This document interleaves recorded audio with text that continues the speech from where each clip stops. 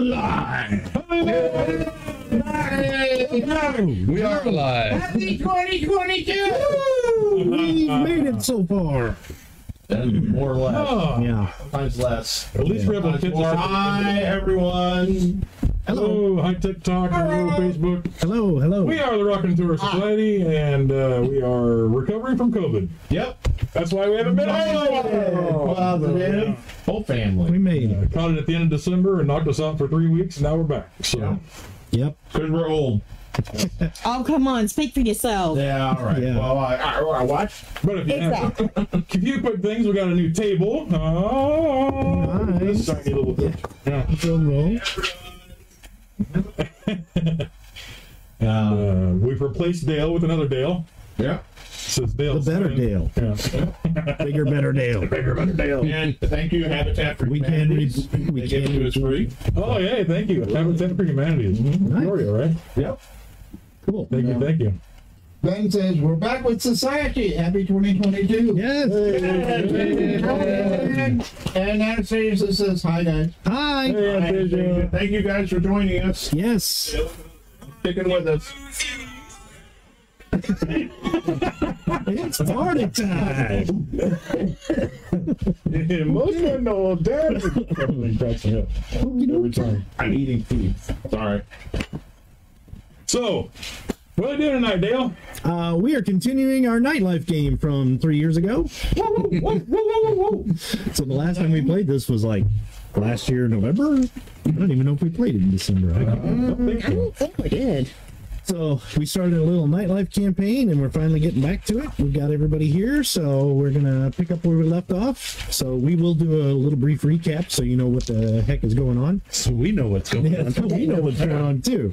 Alright. So we'll do a little recap, brief thing, and fill in some blanks for the players, and fill in some details for you guys, and we'll pick up where we left off. And yeah, do we have any of these videos up anywhere that they can go back and Yes, watch? if you go to our YouTube channel, they can go to our, what do you call it? Raconteur Society. No, not the thing on the channel. Where they, Link tree?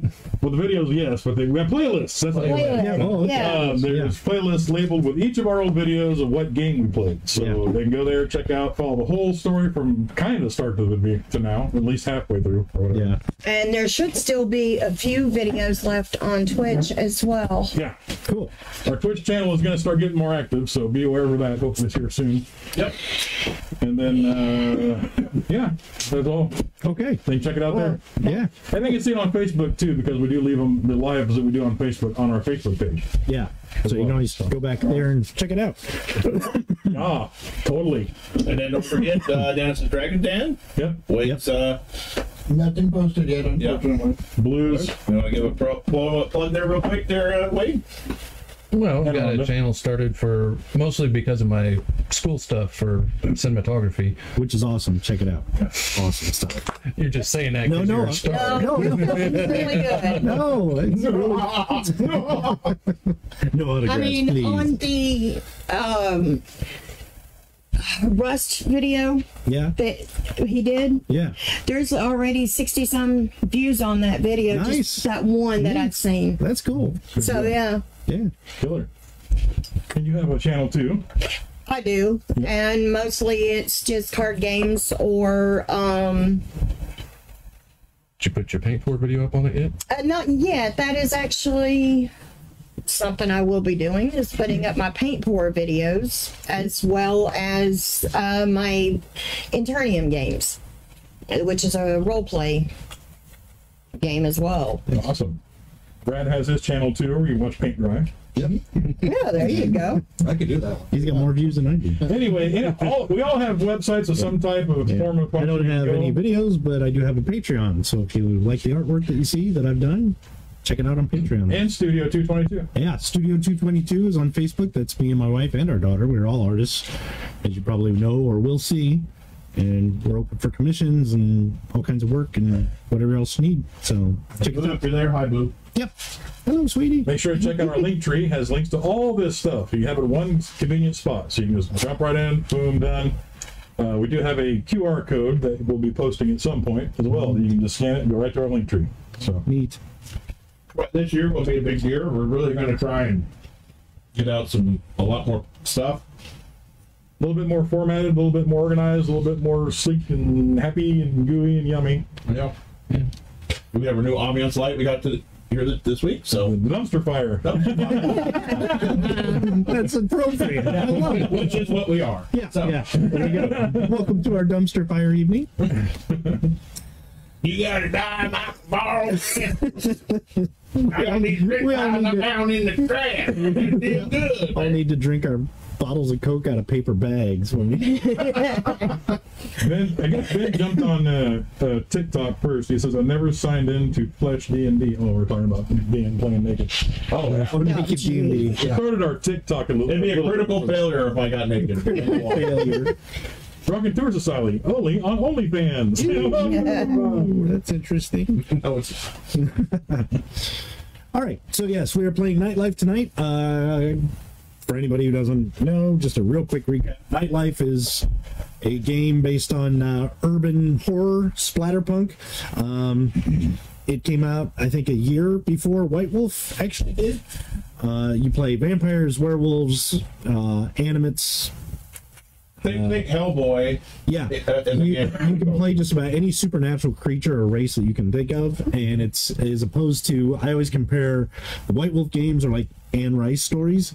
This is more like the Return of the Living Dead movie, where it's just punk rock humor and in your face like It's not a costume. So if you like Evil Dead, you would. Yeah. If you like movies like Evil Dead or Return of the Living Dead or any of those 80s slasher flicks that are ultimately cheesy but really good gory, this is the game for you. So we have our characters this evening. You show them the portrait. Oh yeah. You saw it on the intro, so Oh yeah, yeah. You saw all the characters in the intro. That's her. So if you guys want to do an introduction for your characters, you can, or we'll just jump right into it. Let's just jump right into it. Just jump right into it. Okay. So this story, let's see, get my notes here.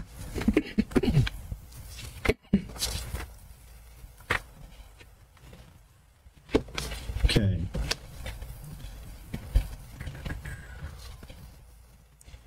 All right. So this story started. The players, all the characters are in Wally's apartment. Basically watching TV. They have a human that they've adopted, so to speak, a runaway teen who actually has empathic abilities, which is kind of unusual for a human. It's usually kin, the supernatural races. It's usually something they can do. But the herd, which are the humanity, she actually has that power, kind of fairly advanced. So they've taken her in. what was her name? Jessie. And they basically saved her from some evil kin and a sorcerer, and they've kind of taken her under their wing and kind of given her a place to stay, teaching her about kin society and all that. And trying to bring her up. yeah, huh? Oh, I'm bringing her in. Oh, okay. So they were all at Wally's apartment. She was learning about kin lore from Gideon, the white, and some of the other characters, and everybody was kind of hanging out. And there was I can't remember. Oh, I think the newscast happened first. And there was a newscast. I'm not going to read it. I'll just paraphrase it on the Chicago News, because this takes place in Chicago, like 1992. The news report talked about there was a gang attack at a place called Jake's, where a bunch of people were murdered in some sort of shootout. About 20 people were killed, and there was also a body found up near Cabrini Green on the north end of Chicago, and it seemed to be a victim of what they finally announced is possibly a serial killer. Are we good? Oh, yeah. Oh, okay. I might have to reset my computer. Oh, okay. All right. So basically, there was a body found. It was a serial killer victim. The police announced it, and then they announced that there's somebody wanted in questioning for both of these incidents. Do not approach this person, and if you see him, please contact the police. And it happened to be Brad's character, What an evil looking person. who is a vampire named Adrian. You're a vampire, Brad? Oh. That's his stage name, Vampire Brad. On OnlyFans. On OnlyFans. OnlyFans. OnlyFans. I'm too far away. Oh, crap. Thank you for the assist. So apparently Brad is wanted in connection with these incidents, or at least Adrian is, and everybody's like, hey, what do you know about this? So just then, he got a knock on the door, and there was this really good-looking woman who is a demon, and she announced that his previous broker, or... Do you have a picture of her? No, I haven't drawn a picture. He was my lawyer. His lawyer, his... Darius Vane. Darius Vane, that's right. He was also a demon, and he has been killed. Or, well, yeah, she knows he has been killed, and she is sent as his replacement. There was a magic scroll He was that... killed the final death, too. Yes. Upon his final death, there was a magic... He had a scroll enchanted that would basically send her to his clients and explain what happened. She gave you that scroll. She is now your new lawyer, and she's basically going to take over all the business aspects. All of her trolls. Yeah, I know. she's got some more things to do, and she is actually a succubus demon, so she's pretty good looking. Yeah. So at that point, you guys decided to move over and check a look at Darius. Succubus. He likes to suck the bus. Succubus. Yeah. Succubus. Fuck up. Strange. Short bus. Absolutely. So You guys shortest bus. Really think it'll be a double decker. oh, Yay, come on! Yes. Or a bluebird. better than a Greyhound, I guess. That's a werewolf. It's the bestiality. No. So anyway, you guys went to Darius's place, his office, high rise, to check out what was going on. Yes, you do find evidence that he had died his final death. We were playing Nightlife. Oh, okay. And Nightlife. you found out that he had a lot of documents. Is it NIGHT live or NIT? No, NIGHT. Okay. And it's technically 2 words.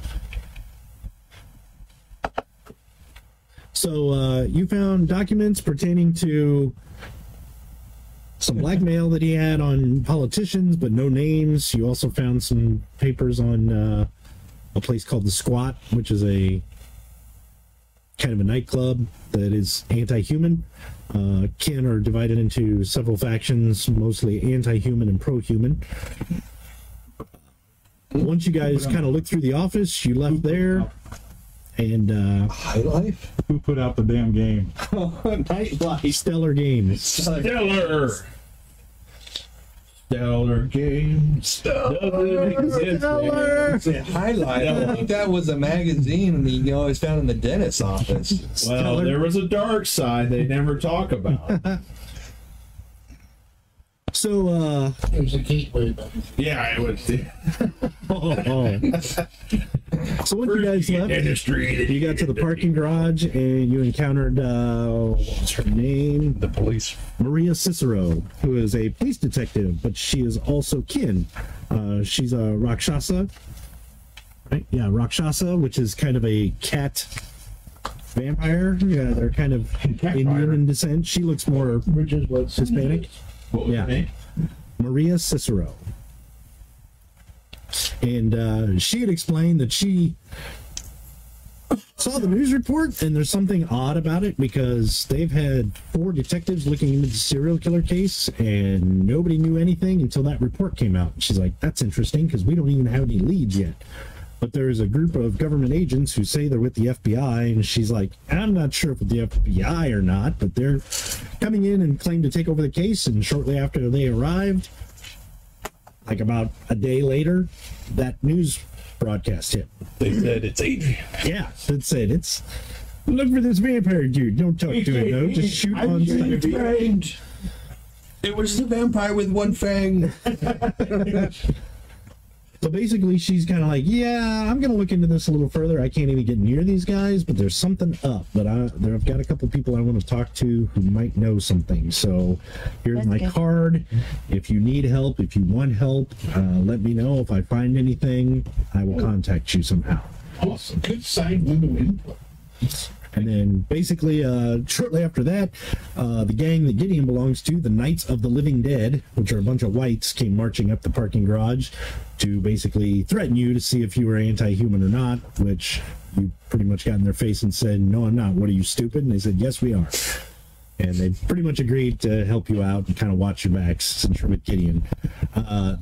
You had also asked about the Squat and Adam Noir, who may be involved somehow, and he is an anti-human kin leader of the community, and the Squat is his club, and it's very anti-human, so they don't recommend you go there. Nobody messes with Adam Noir. He's pretty tough, but if you want answers, you can go, but he's kind of a jerk. So it's pretty much what they told you. But you guys decided to head that way anyway. You got to the Squat. You found out it's like an old warehouse out in a factory district. It's kind of abandoned. It ended up being converted into like an industrial music nightclub. You met apparently his on and off again girlfriend or mate or something named Duet. And she is basically like a bride of Frankenstein. She's all stitched together from two different people, and she's kind of attractive but really built. She's got two voices that when she sings with, that's why they call her Duet, because she has actually two sets of vocal cords. She uses one to usually speak, and she took an interest in you guys. I think you posed as like for your club. I suppose I do own a club.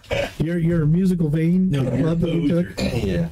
You were kind of hinting around that you might ask her to perform at your club, that kind of thing. She took a liking to you guys. She took an interest in Wally for some reason, if I remember right, because I think you bought her drinks and were staying up there. So, and she pointed out Adam Noir, and you guys went to talk to him and see if he had anything to do with this stuff going on.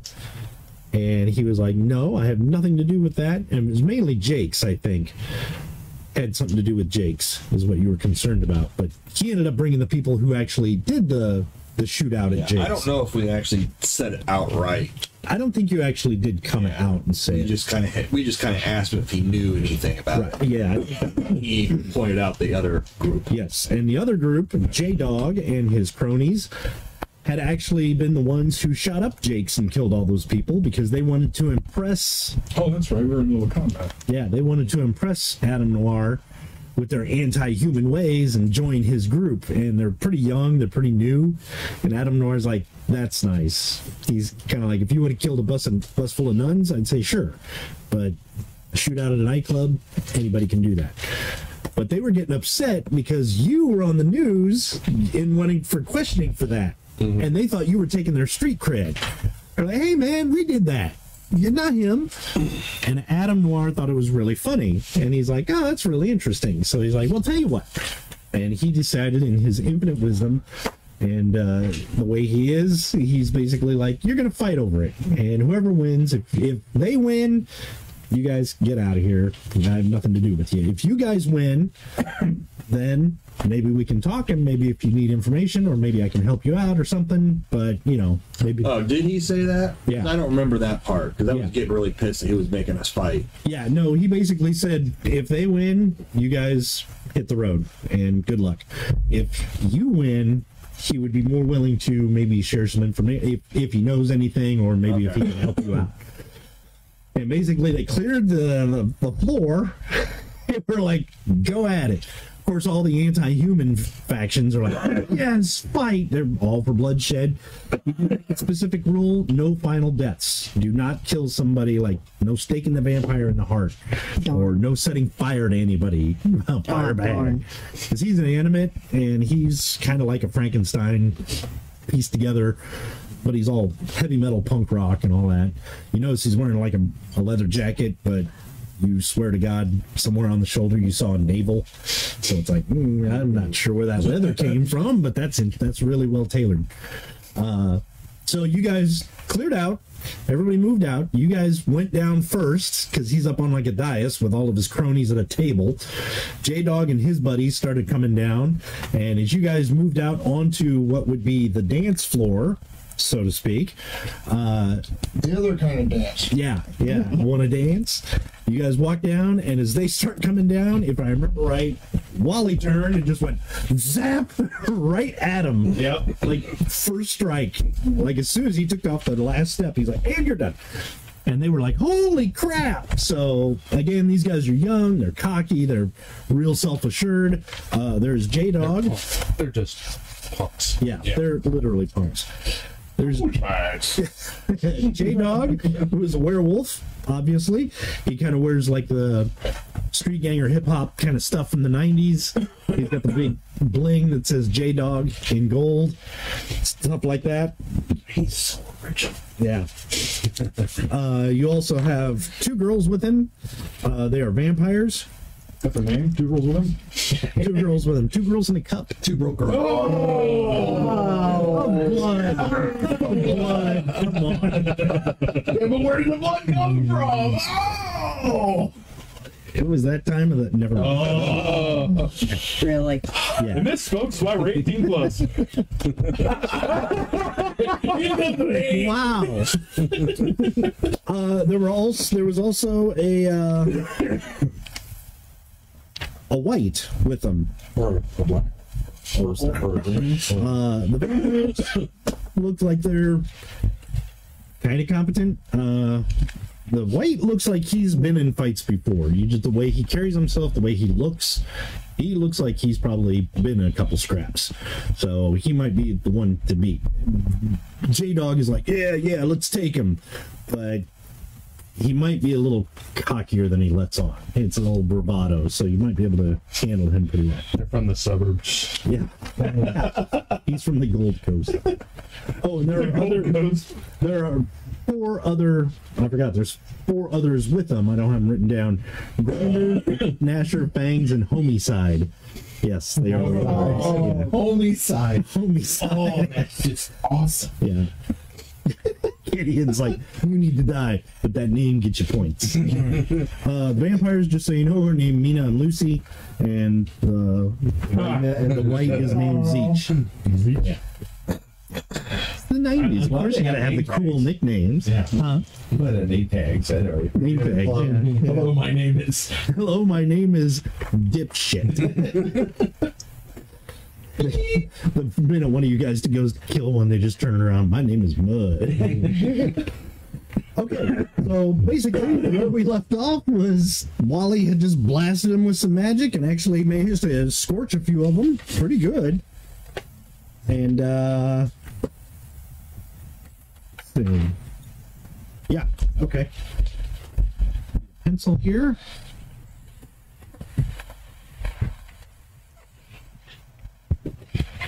Let's see. All right. So let's remember those guys' names. All right. So a little bit of information on combat, because it's been forever since we did this, and it's a little confusing sometimes. This system is kind of unique. So when you do combat, you're going to roll either your martial arts or melee or whatever you're using, obviously.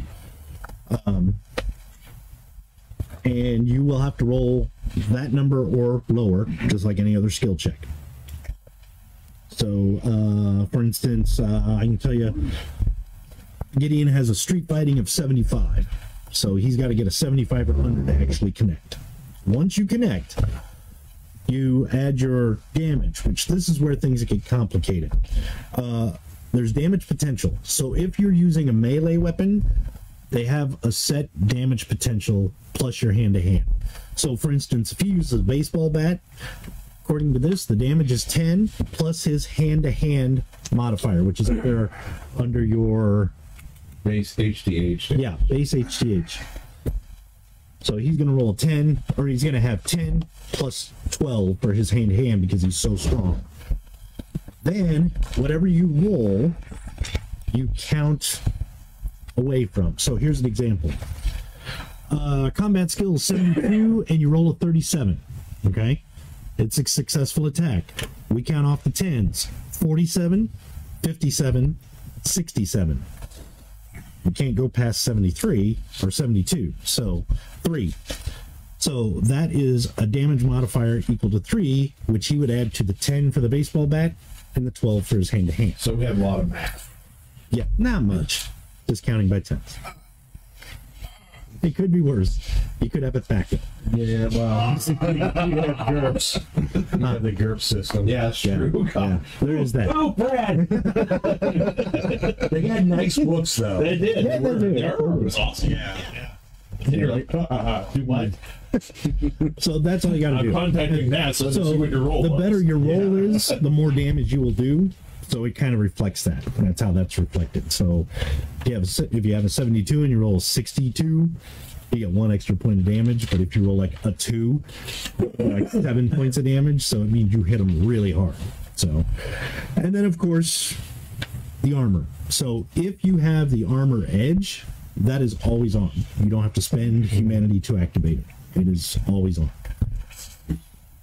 So, all right. And that subtracts from that. Yes. So 20 armor, he did 19, nothing happened. right. Just Right. wondering What? How much extra damage does claws? Is it 1 per 1? Let me check. Because I've got 5, but for some reason I say +7 on claws. Okay. Yeah, I think you divide it by 5, whatever your percentage is. So what's your hit to hit? If claws are used with unarmed combat skill, add a 5th of the edge score to the damage you would otherwise have done. So if his skill, what's your level at, Brad? Level 5. Or level 5? Or how does that work? Oh, add that to your fitness score. Okay. Oh, okay, so that's what it was based on. Okay, so 39. So you divide that by 5. Which would be, Yeah. 35. So so 5 to 35 is 5 times 7 is 35. 7. So And if seven. you have 7 extra points. Yeah. Okay. So So okay. I didn't realize it added to fitness. Things by at this hard. I had to think there. You hear the smoke reeling off them gears in there? Sure Brad? did, Bubba. Oh, fine. Okay. So yeah, it's a good idea when you guys off too. Count that. when you guys get your edges. What I did was if I put like so much in speed, I went ahead and added it to my dex. That way, if you need to divide anything, you've already got it.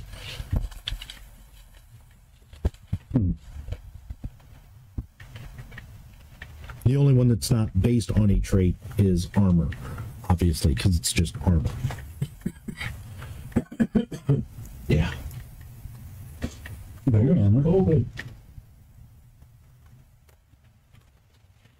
if everybody wants to take a minute to do that. What? What are we doing? Sorry. Notice your edge next to it, like claws has fitness next to it. If you have 5 points in claws, you might want to go ahead and tally that up, and then go ahead and divide it by 5. So if you're using claws in combat, you know what you're adding. I already had it. I just didn't realize how I got do I need to do And like anything? armor doesn't have a stat, so how many points of armor you put in there, that's what you have. Looks like I'm 20. Actually, 27 yours points is of armor. already added. Yeah, So if you get hit, that's what I was 27 asking. from it to Does see if look anything like I got needed to do of anything. course you're completely metal, thing you so should try to that do makes there. sense. 5, which will give you Right, 9. right. Hello? So if you're using your claws, you add 9 to your damage. Add 9 to the damage. Okay. So You should really upgrade from a telegraph. plus your base hand-to-hand damage. I mean, I don't know where you keep that wire. That's invisible wire. You have this crazy thing now called wired telephone. You hang on your wall. Well, maybe it's a wireless Pretty telegraph. sure that That would actually be pretty because awesome. I remember I had like Wireless vaulted telegraph. out into the Yeah, space you had gone out and popped claws. and we were just getting ready to do initiative, but so if you want claws out, you can go ahead and put them out. You don't have to like, oh, I didn't declare that. If you want your claws pop out, go ahead and do it now. Oh, that's right. You gotta use. I'm gonna try really hard. No claws. Shit. You just take and drill some nails. Got it. Now the question is, Okay, For now Sunshine. I'm already thinking about that. So Sunshine, Rhonda's character, was not here with us last time. So you were invited to a club. Oh, No, I don't know who you are, so I'm sorry. Yeah, is this Adrian Vasante? Yeah, I like to talk to you about your cards extended warranty. Okay, so Sunshine, you weren't with the guys last time, so I'm going to basically say that you've been hanging out at some of the clubs, and a couple of your kin friends were like, "Hey, let's go check out the Squat. Sounds like a pretty cool place. I don't know anything about it." And you're like, "Okay," so you guys ended up here, and you've been here for about half an hour, and you and two of your friends are like, "I don't think this is a club we want to be in." Because you come in, you're like, "Hey, cool music, this is really neat," and then you look over and there's like a couple vampires basically feeding on a human right there in the alcove, and you're like, "That's pretty gutsy." And you look over and there's a werewolf who drains pain, just basically ripping a guy to shreds with his and he's like taped and bondaged up, and he's just ripping him to shreds, and you're like, Not my cup of it tea. doesn't take you too long to figure out this is anti-human. You guys are okay because all three of you are kin, but it's you and probably your friends more so kind of lean toward pro-human, and it's like, let's just try to get out of here real quick. And you guys have just decided we should probably make our way out of here before anybody notices that we're not anti-human and gives us a problem. Yeah. And you see you're coming down off one of the balconies, and down below you kind of see the dance floor open. Everybody starts cheering. They're like, "What is going on?" People crowd to the balcony. So you guys are kind of like against the balcony with like 4 or 5 people behind you. You're like, "Oh crap." You look down and you see Adam Noir, his table, this guy that you've heard about at the club. You haven't met him yet. And you see all your friends that you just met at the musical thing, the last one we did. You're like, "I know those guys." They're all coming out, followed by some other guys down from the highest table with all these people watching. Looks like these guys come out, and you see Wally turn and zap the guys following him with something, and all these guys are like getting ready to fight. And you can tell because Manny is like doing his flips like parkour across the room, and then he's got claws. You probably see Adrian kind of like put the cane somewhere and just ching and start to hunker down. Gideon reaches into his trench coat and he wears it like on a shoulder rig. He pulls out that baseball bat. So it looks like he pulls it out of nowhere. Like, "Oh, really?" Like, all right, let's play. And you notice that Crap the Ghost. What's your name? Crap the Ghost. Shiro. It's Crap the Ghost. Crap the ghost. Casper's younger brother. Crapster the Ghost. And then you see the Baker Rex basically just clank, clank, and stand there facing these guys. Yeah. So yeah, you were up on the balcony watching this. So as it transpires, if you want to kind of try and get down there, you're more than welcome to. The balcony is like first floor, but it's like kind of like a story and a half. So you're like about 10 feet off the ground. If you wanted to jump over the railing and land, you could probably and be all right, but you'd have to roll for it. But if you decide you want to kind of like make your way down there, like past these people, like get through the crowd, let me know and we'll just kind of role play that out to get you down there. Okay. Yes. So, Okay. basically, you're looking and you're like, "Oh, this is interesting. I know those horse odds." Okay. All right, so initiative. So we are using individual initiative for you guys, but I'm kind of using group initiative for the bad guys. For part of them. Now, do we roll that? Yes. When individual initiative is used, each player decides on their action for the. So, anything I need to be aware of? Okay. Each player decides on their action for the battle turn. Order of initiative is determined by the following hierarchy. Characters who are using characters who are using edges or combat skills may act first in combat. Okay. Characters combine the score of the edge or combat skill they're using. They're going to use with the speed edge if they have any. The characters with the highest combined score go first. Character with the next highest goes second, and so on. After all characters who are using edges or combat skills have performed their actions for the battle turn, characters using non-combat skills, magic spells, or basic abilities perform their actions. And it kind of is the same. How did you figure what the initiative roll? Whatever combat skill or edge you are using. Oh, okay. And then if you have, What do you come up with the number? Well, you have initiative. yeah, well, for example, I have street fighting. So that is 75. I also have a speed score of 40. So 40 plus 75 is my combat initiative. Well, I'm going to be mostly doing a spell, so Right. what, After all characters who are using edges or combat skills have performed their action, characters using non-combat spells, I didn't see skills, that. or spells or basic abilities perform their actions. okay, so don't worry about a number on that. Not really. Okay. If it came down to it, it would be your. Trying to instantaneous all the folks go up at the same If time. it came down to it, it would probably be your magic ability. Mine is 607 according to my math. Sounds good. So the speed edge is added to Dex, right? Or Well, no? your edge or combat skill with the speed edge score. So, are you using martial arts? I'm assuming. Yes. So, yeah, it would be your martial arts Yeah. plus your speed edge. Well, so the speed edge normally it's so I have a 35 in speed, Right. which is just the edge. Right. So that's the number that gets added. Yes. Whereas if I'm just using speed by itself, it's edge and dexterity, right? Technically, yeah. I mean that is probably added in because it's based on your dexterity. What's your dexterity at? 35. Oh, okay. So it's combined it'd be 70. Yeah. So if you're wanting to use your speed, add those together. Your dex and your speed. If Okay. it's combat, it would be your martial arts plus your speed edge score, Okay. which technically is your dex plus whatever points you put into it. So it would be 70. Yeah. So yeah, it's your martial arts plus 70. 79 plus 70. Yes. Yeah. So you're probably going first. Mine is 67. 67. Okay. Speed plus I don't know. Well, my combat. you would have your Okay. speed What are you using for Just combat? 30. Street fighting? plus No, 28.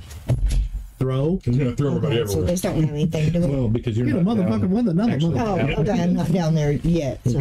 He just has his highest skills. So So- I have it at 32. I think I just bought the skill because it costs 10 to buy it. Right. So I think I just bought it, so therefore I can have a 32 speed. Yeah. Then 32 is what Basically you're my gonna have. dex. Yeah. Okay. Yeah. I don't know why. If you didn't put any points into it, you don't have a speed edge. So No, I bought it, but I didn't put extra points. You know what I'm saying? right, but you purchased it, so you have it. Yeah. If you didn't purchase it, you wouldn't get to add it at all. See what I mean? Yeah. Okay. So you're going to try and jump down? Yeah, that's what I think. That's Actually, you might be able to use martial arts as like a acrobatic to be able to jump down. I mean, that's up to Dale. Right.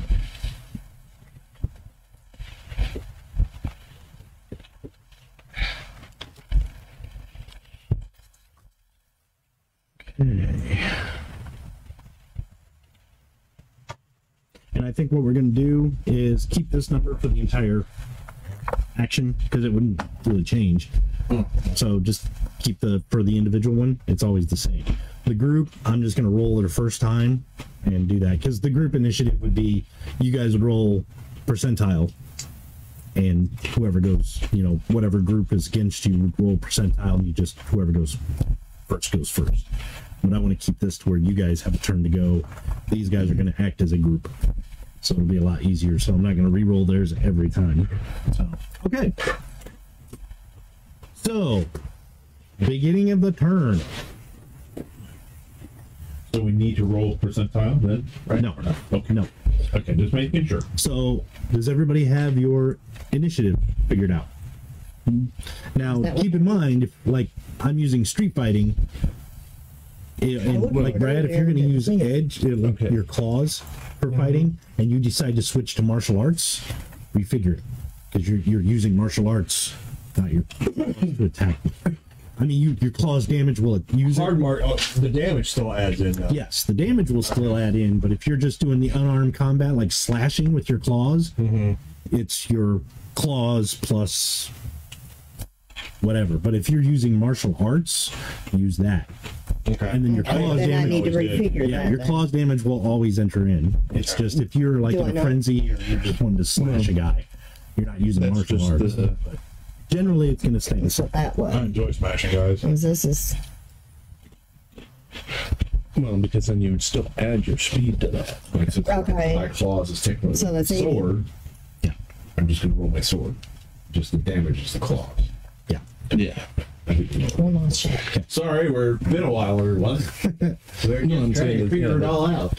But when it gets So going, it's going to get this going. one So you got would your be- initiative score. You got yours over there, okay? better bet You got to yours, use. okay? Well, and then you got street And I know fighting too. you have your initiative score. Right, so I can kind of Now, alternate right between them, now, I guess. these two are not going to be used combat things. Well, actually, that's a depending on- question for you. Yeah, okay. Can't you use her martial arts as an action to jump down safely? Probably be more. Do they have? Yeah, they don't really have acrobatics. I would allow it. Because I think that's what I was. That's what I used before was Yeah. the savate to Yeah, do. because they don't have acrobatics, so yeah, Yeah. martial arts, I would allow that. Okay. Okay. So yeah. So for your first action, it will be the 80. Okay. So that's And going now, to be what her purpose first does action. this serve? What purpose does this one serve?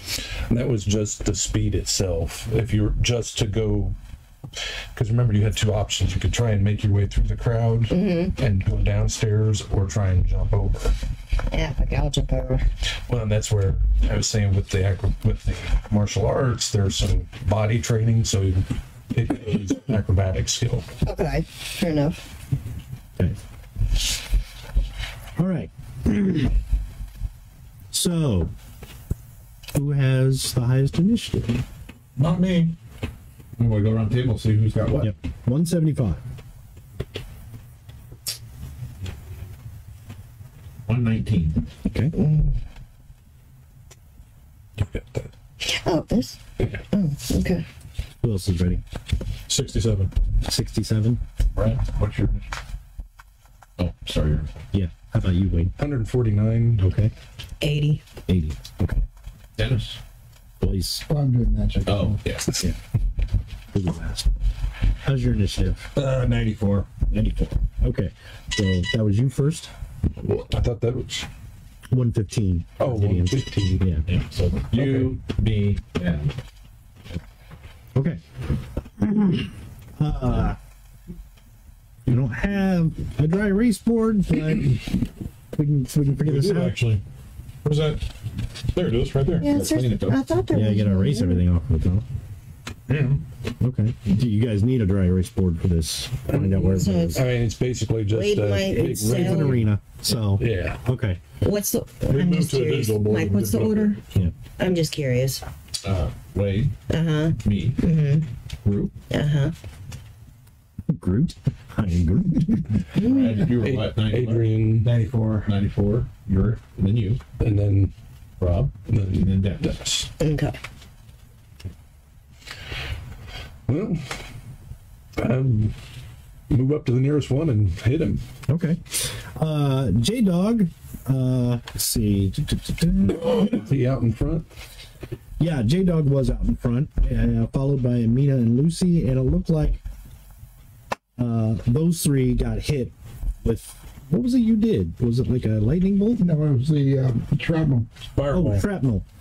Yeah. So it looks like those three got hit. The werewolves behind and the white were kind of like, oh, hey, man. But those three got hit. Remember when I turned and came down, I pulled out my That's thing right. and I played, or well, went down the thing, and as soon as I passed him, I stopped at the last note, and he went, ah. That's right. Yeah, you were. So I rolled kind of trying to do the entertainment thing. For him, Right. So, yeah. Okay. I just remember that. So as soon as you did that, you pull out your sword. Yep. Okay, got it. All right. So yeah, J-Dog and Mina and Lucy are pretty much right down the steps, not far from you. Okay, well, J-Dog then. Okay. 14. Okay. That will hit. So Yeah, you got 24, 34, 44, 54, 64, 74. So There's 6 points right there. 6 points extra. Okay. And then you're using hard martial arts? Yep. So your hand-to-hand is double. 14. Okay. And you don't have a weapon, right? Just Well, using your claws. claws. So Oh, and that adds 10. okay. So yeah. So remind me what that was again. 6 plus 10, 16. That's 14. Okay. Yeah. 30. 30. Okay. And what is his? Ooh. Blessings to you. Thank you. That's good. Thanks, Rob. Yes. He's like, What is the bitch, the and you come up and seasoning I just put tofu in the meat? like What is rip it? into him, and you see his shirt, his shred. The J-Dog, you actually with your claws, you like slit the links, so it's like his chain goes flying, the J-Dog thing falls on the ground, his shirt's ripped open, and you see just muscle, like, divots in his muscle and skin, and he's like, oh! Welcome to the game. You rip in, the blood sprays everywhere. He staggers back, grabs his chest, and just kind of looks at you in awe. Like, what just happened? He's looking pretty ragged. He's looking very ragged. In fact, he looks like he's gonna pass out. So we'll leave it there. Okay, so that was Shiro. Yep. So who's closest to me then? Well, J-Dog was there, but all of a sudden there's a man in a well-tailored suit who just ripped his chest open. I say. Yeah, pretty much. He was attacked by a Ken doll. The chili is hormel canned chili with beans. Right behind him are Mina and Lucy. Okay. And they kind of like That's what it is, hiss. okay. They baring their fangs. They have their claws out. They just kind of step It's really good. either side of him. So Mina is probably closer to you, but Lucy is right there too. So It's kind of like you're behind Manny. There's J-Dog. You can go Lucy or Mina. now is there something behind them? Yes, Zeech is behind them, and the 4 other werewolves are kind of fanned out on the edge, but they're a little farther back. Okay. So with my speed on, could I still engage one of the werewolves? Yeah, okay. Okay. Yes. Tactical. So yeah. So Gideon has no qualms. Yeah. Like, bitch. So basically, she hisses. I just kind of do that bow, and then right over past her. Okay, to the one on the end. Yeah, because I'll move her one to the end. So Okay. So, if I can reach him. yeah, you can easily. Okay. What is your speed? 35? 32. 32? Good enough. Yeah, you can get there. And I just rolled a hit. Yeah. Yeah. 25. Okay. 87. So that's 35, 45, 55, 65, 75, 85, 6, Yeah. 15.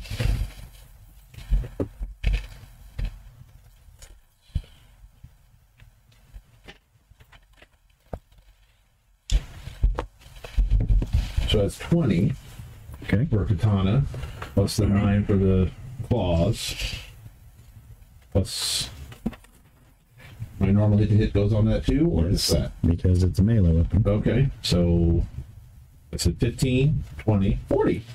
40? Yep. Okay. You go to one, and you notice he has a name tag. It says Grinder. Like, hello, my name is Grinder. And it looks like you wrote it in a crayon. He's kind of like a big thug dude. Yeah. You know, just kind of. When he attacks J-Dog, he's like, and then you just kind of nod to her and. Just swing back like I attack him and move past. Okay. So it's an anime style. It's attack. a ninja scroll moment. Yeah. You kind of slide past him, and he's like. And his top half falls off of his head. He slides off, and his legs kind of stand there, spurts some blood up from the pelvis, and then the legs just jitter, collapse to their knees, and fall forward. Oh my god! Yeah. Sounds like something straight out of a horror movie. Yeah. Welcome to Nightlife. Splatterpunk at its finest. Yes, you cut him clear in half. And it was not the final death. So Yeah. it's good. Alright. All's fair. Now, katana, a sword is pointy, right? I got that written down, right? Yeah. Okay. That's what you put for the actual sword. Yep. Yes. Okay. Sword. Funny. Okay. Wow! Jesus. Okay. It was a ninja scroll moment. It was. It was. Just kind of like. What'd that guy do? All right. That means it's Gideon. Yeah. Yeah, he doesn't really care. A 2. Melon head. Okay. So, let's see. 2. Ooh, that's messy. 12, 22, 32, Third pocket. 42, 52, On the third table on the right. 62, On the balcony. 72. And then his hand is 12. So that's 19. 19. And yeah, that's not all he's got. He doesn't have claws or anything like that. He's not doing martial arts. Plus the bat damage. Well, that's what he started with, or didn't. No, I forgot to add that in. Oh. The actual, so what did I say? 19, 29.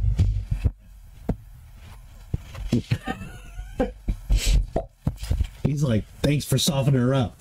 He goes up to the girl and he just, I don't care. Smacks her, and basically you hear her neck just crack, and her shoulder like drops out of place, and basically she just collapses. Oh my god! He snapped her neck through her clavicle and dislocated her shoulder, and she just clumples to the ground. He's like, crack. This is the baseball bat. Like, you had weakened her to 30 points, and he just did 29. She just took care of it, so she's out. All right, that you're next, I get 94. and you were 60 something, 67. and you were 80. So it's you. Well, actually, when did they go?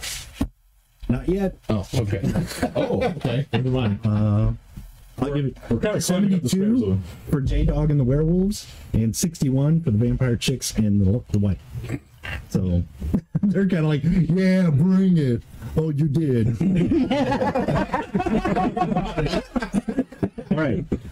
So what's it? So did everybody rush up towards the stairs then, or? Pretty much, they were coming down the stairs, and these guys just moved right up. But they're within, like... Okay. Is there anybody not engaged then, or? Yes, there is the other female werewolf, or female vampire, Lucy. No, Mina. And then there are the 3 other werewolves, and there's that white who's kind of at the back. Okay. Which one's the closest? The female vampire. Probably the female vampire is actually closest, but you could kind of get to one of the werewolves if you'd rather do that. They're just I'll like go to one of the werewolves. Okay. All right. And I'll just use my hard martial arts with claws. Okay.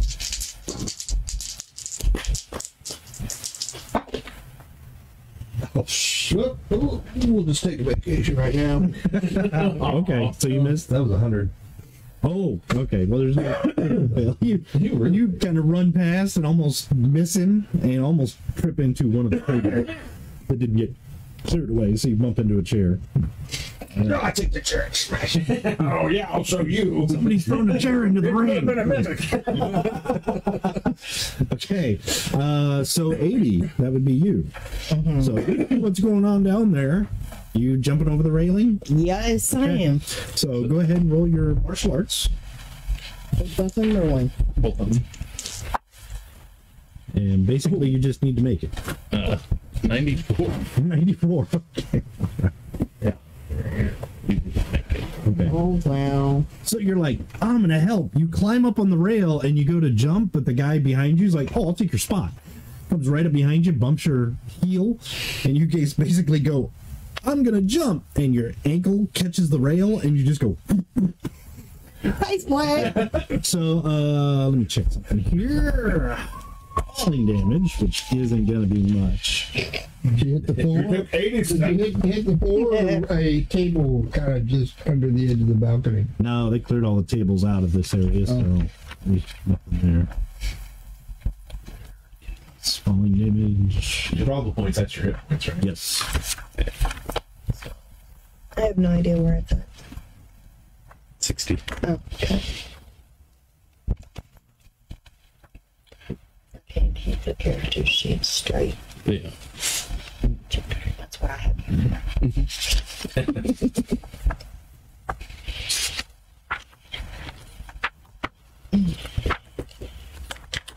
There it is.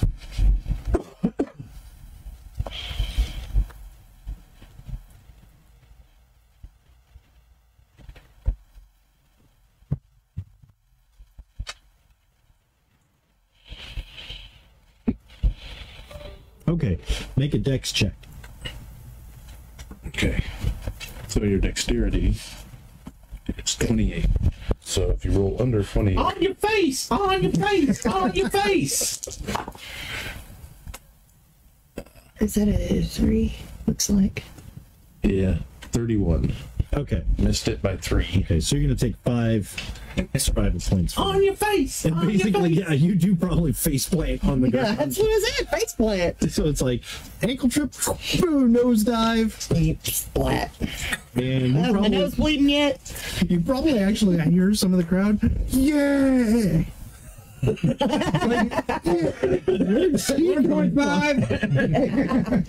1.5. So you fall, crumple on the ground like, ow, son of a big. Oh, my keys. Basically. Ooh. All right. Rob, who are you going after? Nobody, because I failed. Okay. I rolled over 67.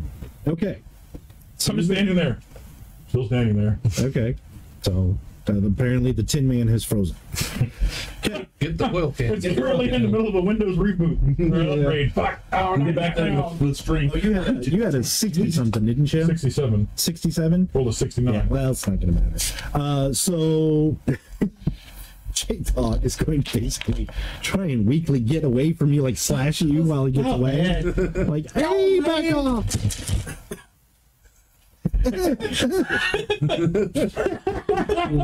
He rolled a 92, so he's like, I better make sure my heart stays there. Hold on. He doesn't. There's a little bit of myself on you. Sorry. Get that off. He's ineffectual. He's like, hey, I dropped my bling. The other werewolves. Your power. Okay. The werewolf that you passed is going to turn and try and swipe at you. Let's see. He misses. So he actually comes up right behind you, and you hear him, so you move away from that chair.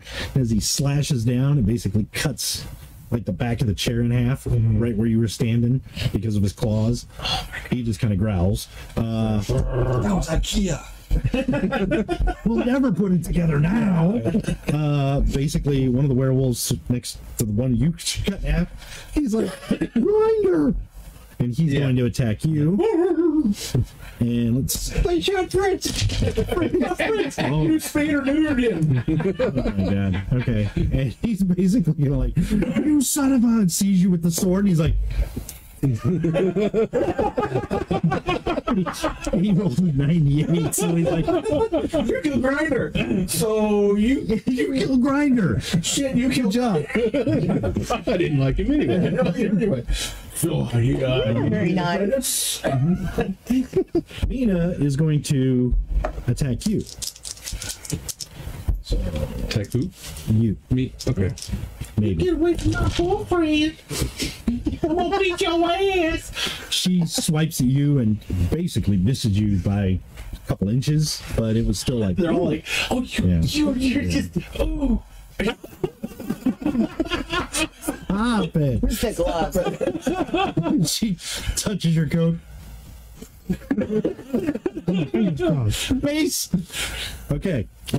Then it would be you, and you're like. Okay, and now let's see. Should be Dennis. Yeah, it should be. Actually, it's Zeech because he is using combat maneuvers. He is going to. Himself. He's going to kind of run up and try and attack you as well. Okay. 89. He actually stumbles down the step. He's like, "You son of a oh! I shouldn't have put those chains on my boots." Oh, okay. Now it's you. I told you these guys are kind of newbies. Okay. The white back. He's kind of up a step, so really you've got a pretty good shot at Kind him. of behind them. Yeah. The other two werewolves are in He's front of him. probably only about 15 feet away from you. Yeah, but He's up a step, so he is back. all right.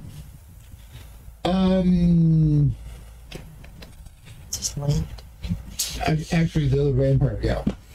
Yeah, the vampire girl? Yep. Yep. That's still up. Yeah. Breakdance. Hey! Get down on That it. is, Get down on it.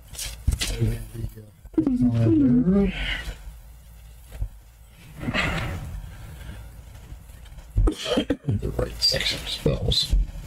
What breakdance does is make you breakdance until you break. Yeah. Break you down. Or, there it is. Okay. The target of the spell may make an escape roll at the beginning of each of the 3 battle turns. That this is ineffective. It's a dance battle. Yeah, it's a dance Dance bro. Okay. So Infinity if- Stone on the if line. she You better make can- this count. So she can make the escape roll.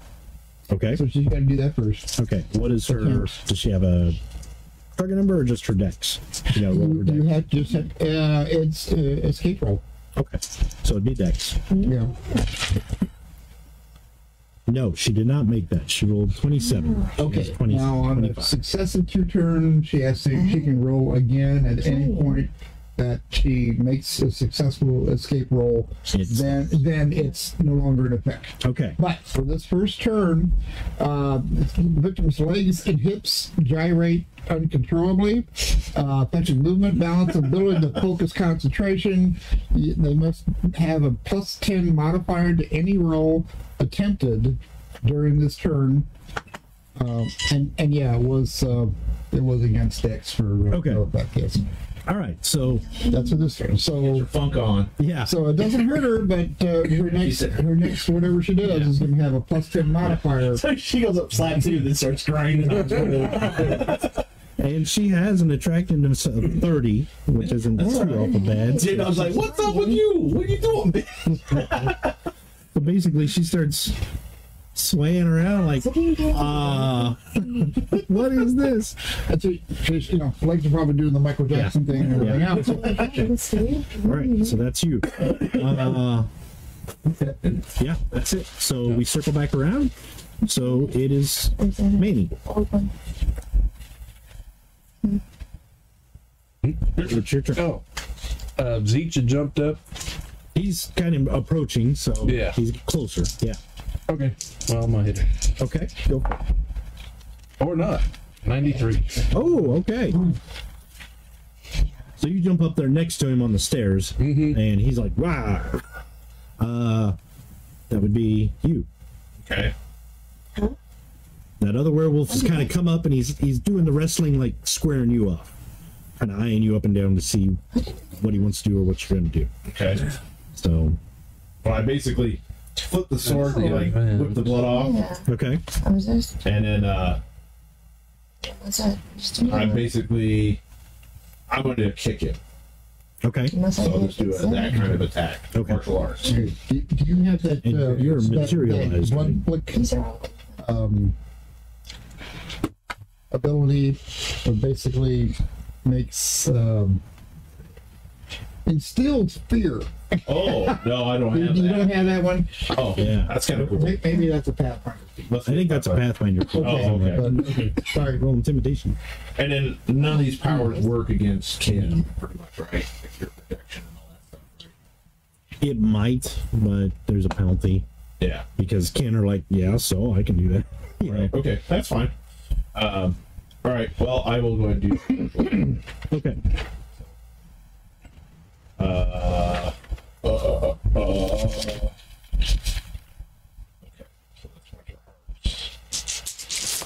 Hard. I got an 8. Okay. But my martial arts was only 38, so Okay. it's over 10, so that's 3 plus 3. Yeah. So that would be my hit to hit. So that's 8. That was 8. Actually, that's doubled for martial arts. For martial arts. Hard Okay. martial arts, yeah. Hard martial arts. Oh, okay. So basically, my hit to hit is 10 Right. plus 3, so 13. Yeah. 13. Okay. So basically, I'm gonna whip it off, kind of leap up and whack, kick him in the chest, kick him back. Okay. So basically, whack, knock him. He stumbles back a little bit. And it does knock the wind out of him pretty good.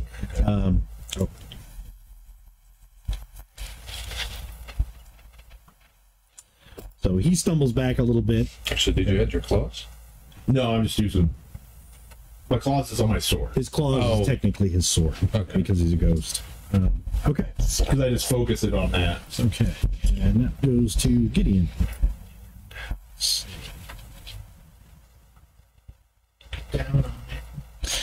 Honestly, he's like, sees her like gyrating. He's like, oh. He just watches. He's like, that's kind of hot. I like that. Vampire chick. He's got an attractiveness of what, 7? So he's like, I never get a chance. So yeah, basically pass and just watch her gyrate. That was the white. Yeah, that was my wife. Oh, you're. Yeah, my character. He's like, ooh, that's hot. So he's looking around like, okay, that's you. I'll try a back kick into his chest. Oh, okay. For behind. Yeah, kicking. kind of do that. Yeah. So.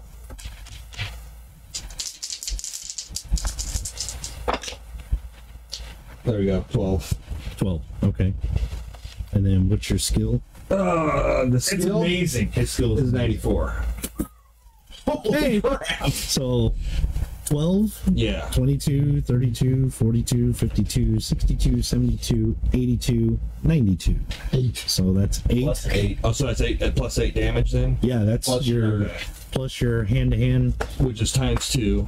Yep. So that's 28. Yeah, total. Total.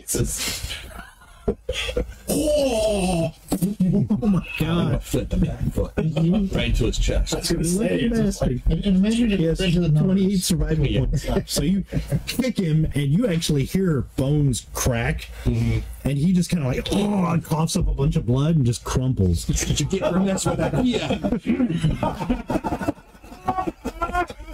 There's some guy there. I love that chair. Do the Arnold training. You break it, you buy it. Nice one. So yeah, you caved in his rib cage. He's like, ah. He drops over. That goes to Rhonda, I believe. Yeah. So yeah, you kind of like land. Well, actually, are you going to attack anyone this round, or are you just going to get up and see what's going on? Well, I need to assess the damage that I did to myself first. 5 points. It's kind of like, oh man, that Just really. a bloody I nose, think I'm huh? gonna have a bruise. That's about. Because how many survival points do you have? 60. 60. Oh yeah, that's like a. You're just kind of like, oh, I Where's my keys? So you get up. Do you want to attack any of these people right this turn, or are you going to wait? I think I'll wait a minute. Okay, so in that case, you're going to drop out of the initiative right now Okay. because you're not attacking anybody. So then it would go to the other werewolf. The other werewolf. The other werewolf's like, slice, plop, whack, whack.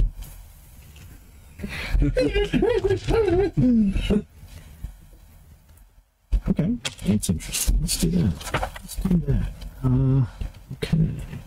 Is that sniffing my butt or something? No, he already did that. Okay.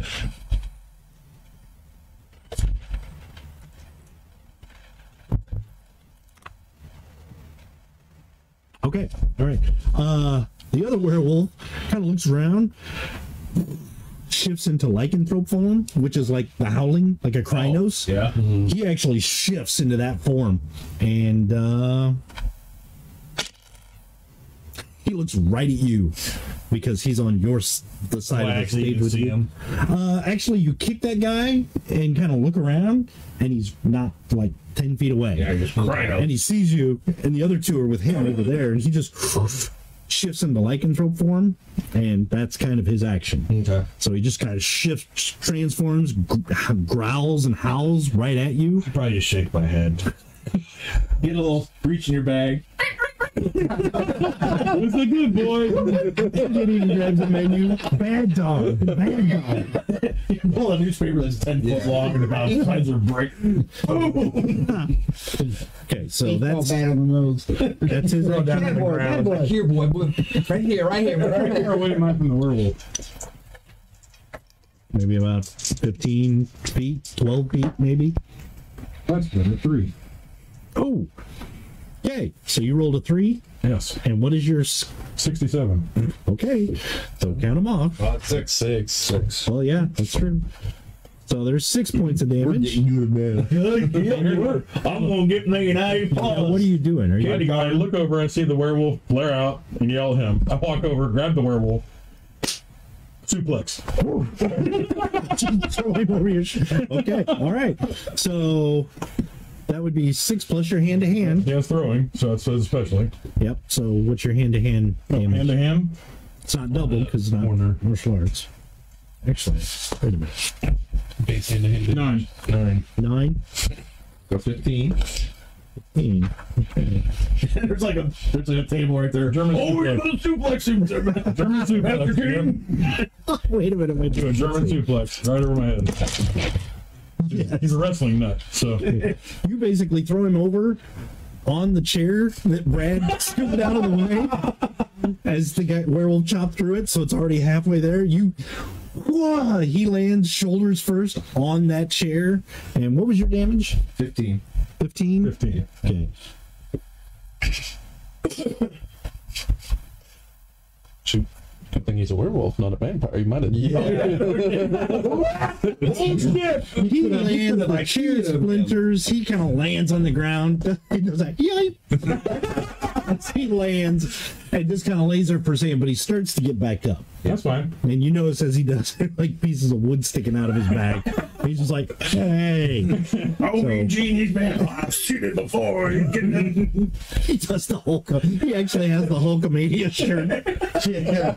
He starts to go to the crowd. Woo! Had to work in a Ric Flair. Okay, so that happens. Then it would go to you because you were trying. Are you still using magic? Yeah. Well, yeah, you're doing the breakdance. So what's the next? Well, that's a continual thing. Oh, okay. I don't even have to concentrate on it. Okay. So that's going to be a continual Oh, thing so she going needs to on. roll her escape roll. Yeah, let's go ahead and resolve that. What is her Against her dex. just dex again? Yeah. No.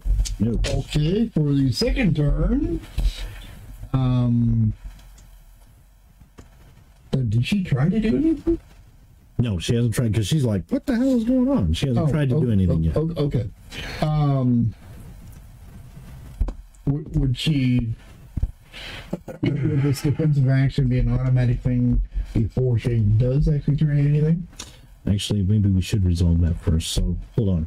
Okay. Let's do that. Okay, so that would be her because she's the last one. So she is going to try and swipe at you while she's gyrating. Yeah. Add 10 to the die. Actually, she's going to swipe at Gideon because he's a perk. He's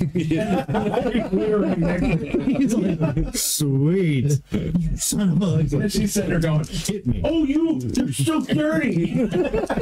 Yeah. Keep saying that. Oh, you damn bad boy. Okay. And it was plus 10? Yeah. You said? Okay, no, she did not. She swipes at him. He's like, Swipes at her ass. oh, he's like, yeah.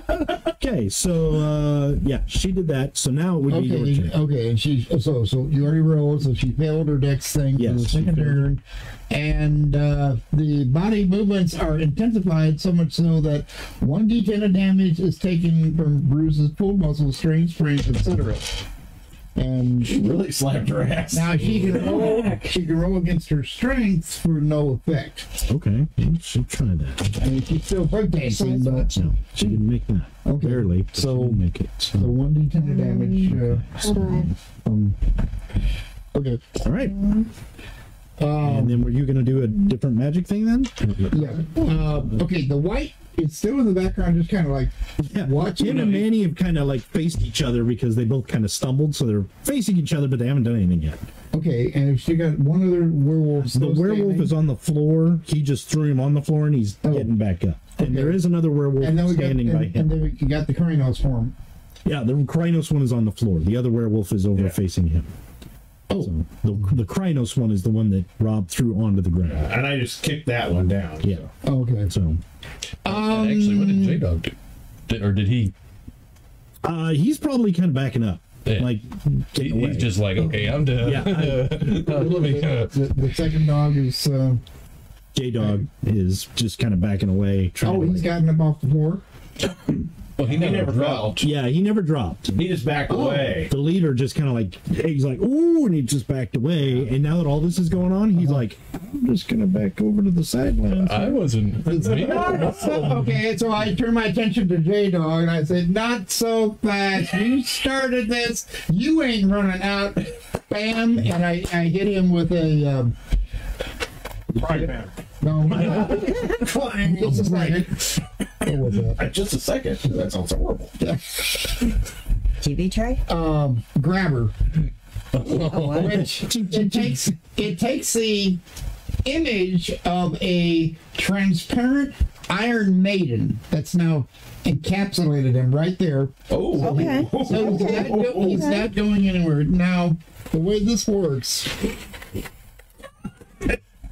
My pages keep flipping on me. They forgot to bring their wizard to.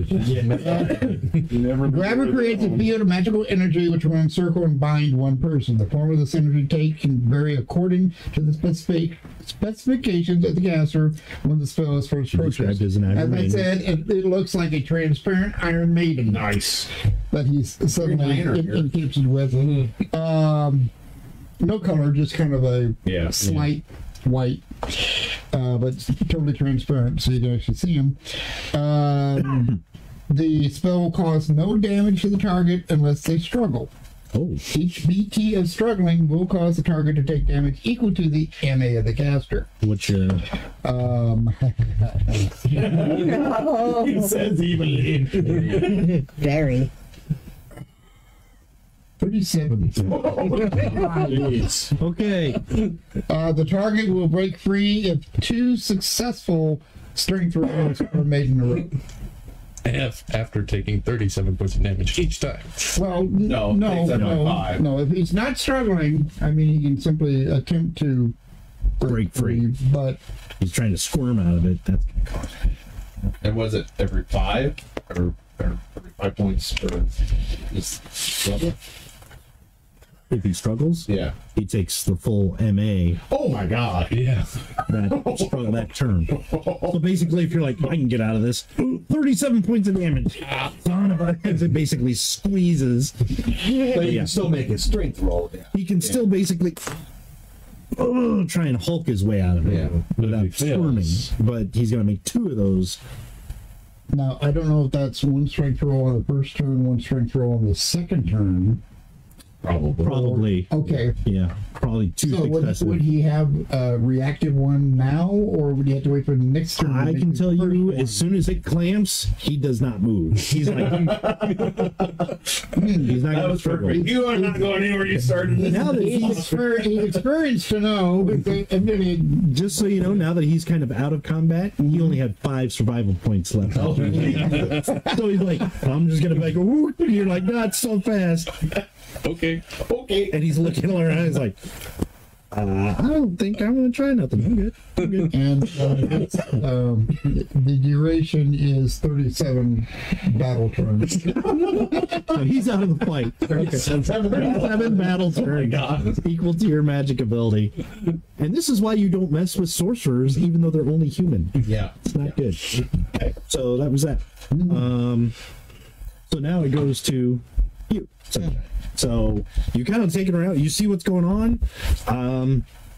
It looks like the only one up is the breakdancing vampire chick. The big werewolf is getting up, and there's a werewolf over by him. And the white. Okay, and I don't know if it's just my computer or something, but I keep dropping out of the internet signal, and so I don't know I don't know if they're still able to see or what.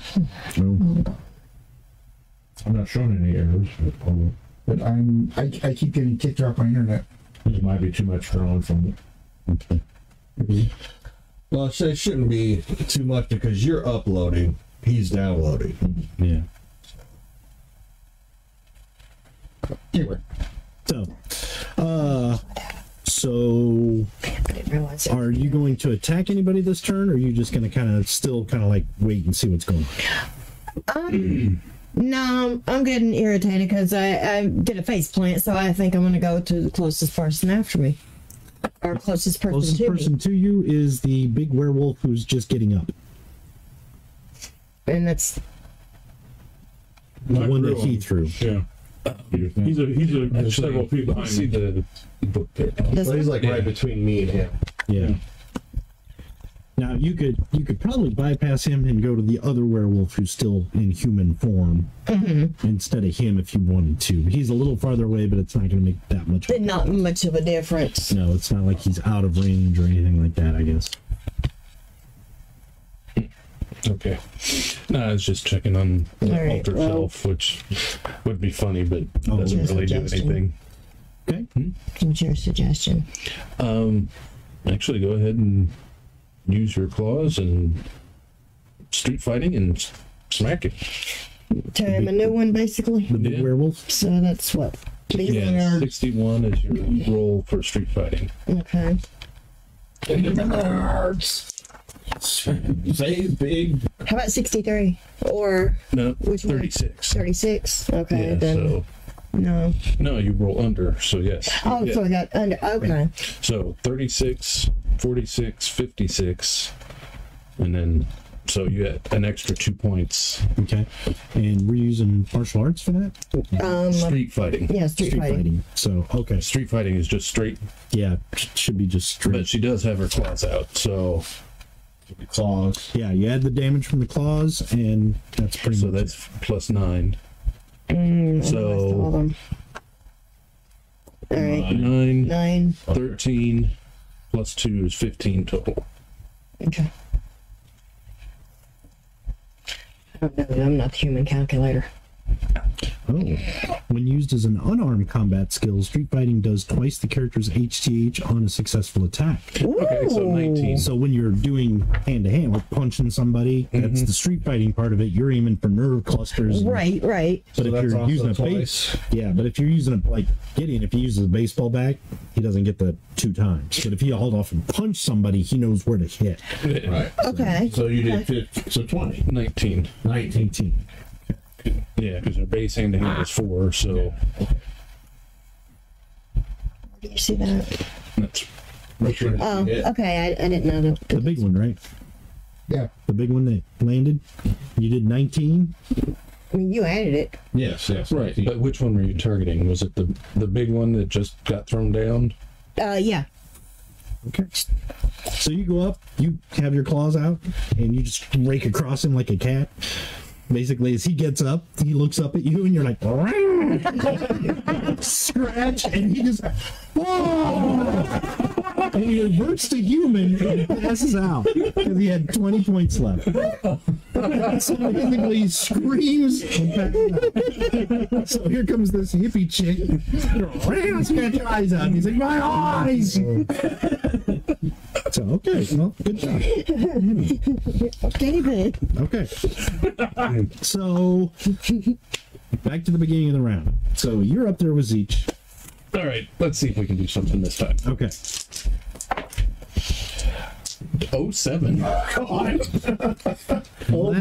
do it. Okay, go ahead and count it off. Okay, so out of 79, that's an extra 7 points. 7. Right. See, I told you mine's getting better. So 21, 31. Yes, 31? 31. Okay. What'd you do?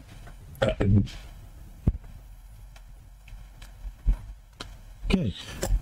And what were you, just martial arts, just trying to, Yeah. you actually, funk, and he kind of like staggers. You feel it hit, and he just kind of looks at it. He took a little bit of damage, but not as much as you thought he would. Did he hit the white? The white, yeah. So he kind of looks at you, and he's like, I felt that. Good. Okay. So, let's see. And since it is pretty much him. And then I got the one I'm fighting. Right. Yeah, let's just keep that. I guess, no, because I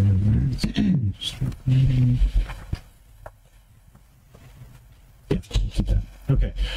So that goes to Okay. Well, the werewolf he's getting up. the werewolf that was getting up. No, the one I was fighting, I kicked. You kicked him and he just staggered back. Yeah. And he's like, ah! All right. Well, I'm gonna have the sword, and I kind of hold it up to the crowd, and I have my the hand, like Caesar. It's like this or this, kind of like I am gladiator. Yes or no. You actually hear somebody, I have the power! And a couple of people laugh, but you hold it up and you kind of... Yeah, like walk around like this. Yeah. And I'll glare at the guy that just said that. You basically have the thumbs up and you hear boos and hisses. Boos and hisses? Yeah. Then I nod. And if you put it down, crowd goes nuts. Yeah.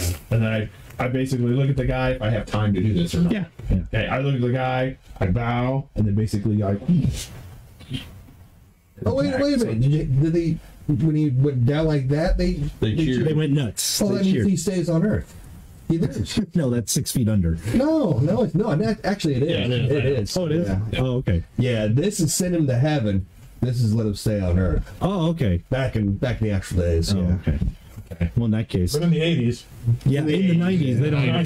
They don't know anything. In the end, Yeah. they're like, yeah, kill him. You hear. Yeah, when I do It's that, like thumbs up, he's okay. Thumbs down, I kill him. yeah, I go like this and everyone cheers. They're like this, yay, son of a hell. I'm like, no, okay, they don't know.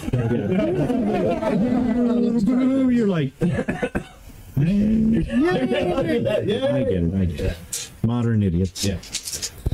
As I am one, and I have to get under my sword and I miss. Okay.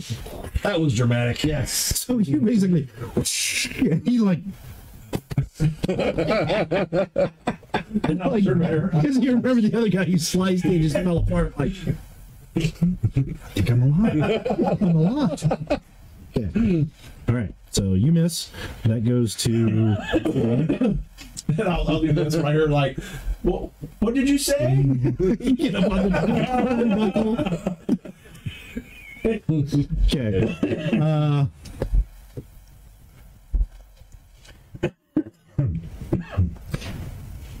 Gideon's just going to lean on his baseball bat, look at the girl, and say, "I don't think you're going to like the next part." Because he's seen that happen. I don't think you're going to like this next part. Yeah, Gideon has seen me in action before. Yeah. I don't think you're going to like this next part. Okay, and that goes. I don't know what you're talking about.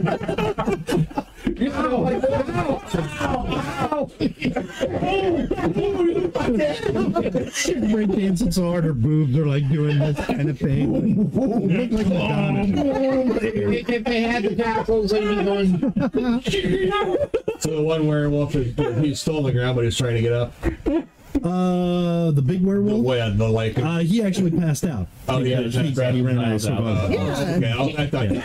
So the only ones up are the werewolf that he's kind of messing around with, and then that white that's up the top of the stairs that's kind of facing off with me. Okay, is the one he on close to me or?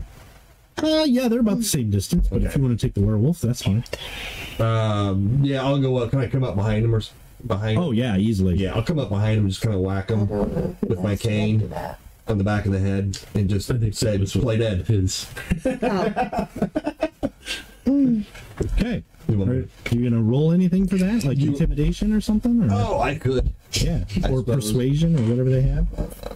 I don't know. Go tap him on his toe. Play dead. This guy might just be like, Well, hell, why don't I try?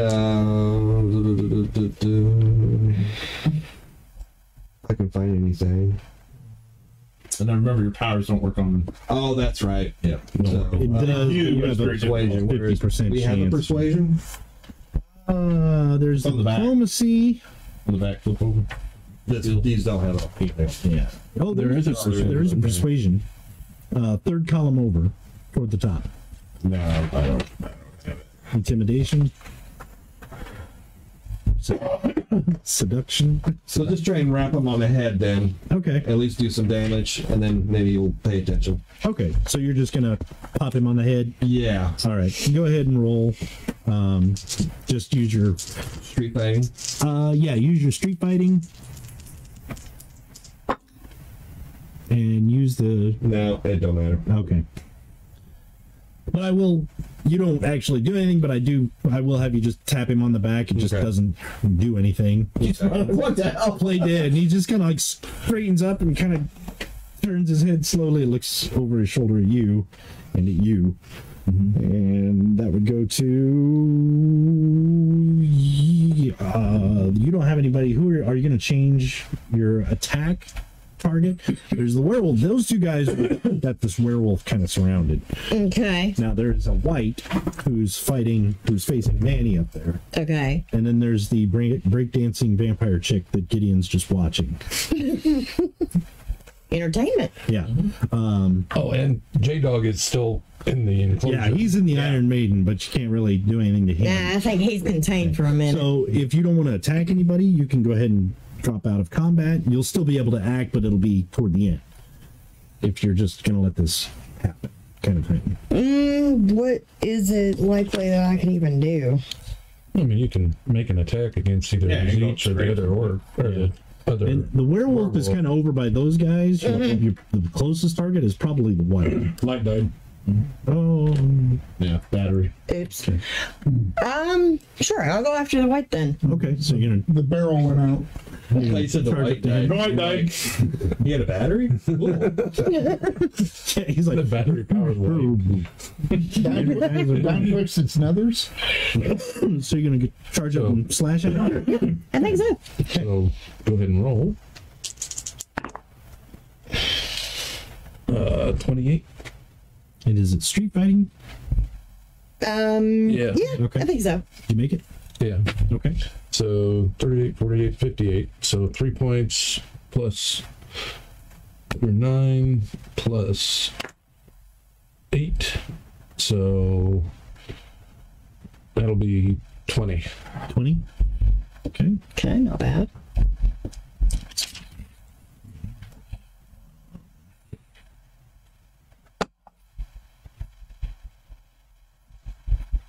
So you go up and slash at him with your claws. You kind of rake into him pretty good. And he does the kind of looks over at you. And he's like, okay, where'd you come from?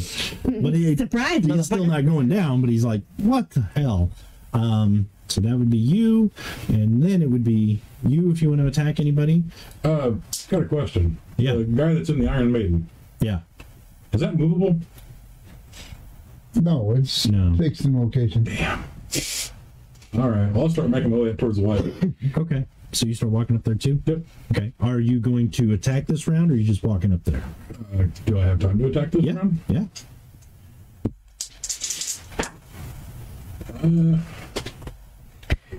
Technically, he's only about 6 feet away from you. 5 feet. 14. Okay, so you hit. So count up to your skill. So 14, 24, If I'm not 34, 44, 54, 64. It's 5. Okay. And then your hand-to-hand combat. 9. 9. Okay. I do. You need one? Got them. Okay. Now, are you punching him, or what are you doing? I'm going to grab him by the throat Grab him by the and lift throat? him up Okay. and hold him. Let's see. Skill. Yeah.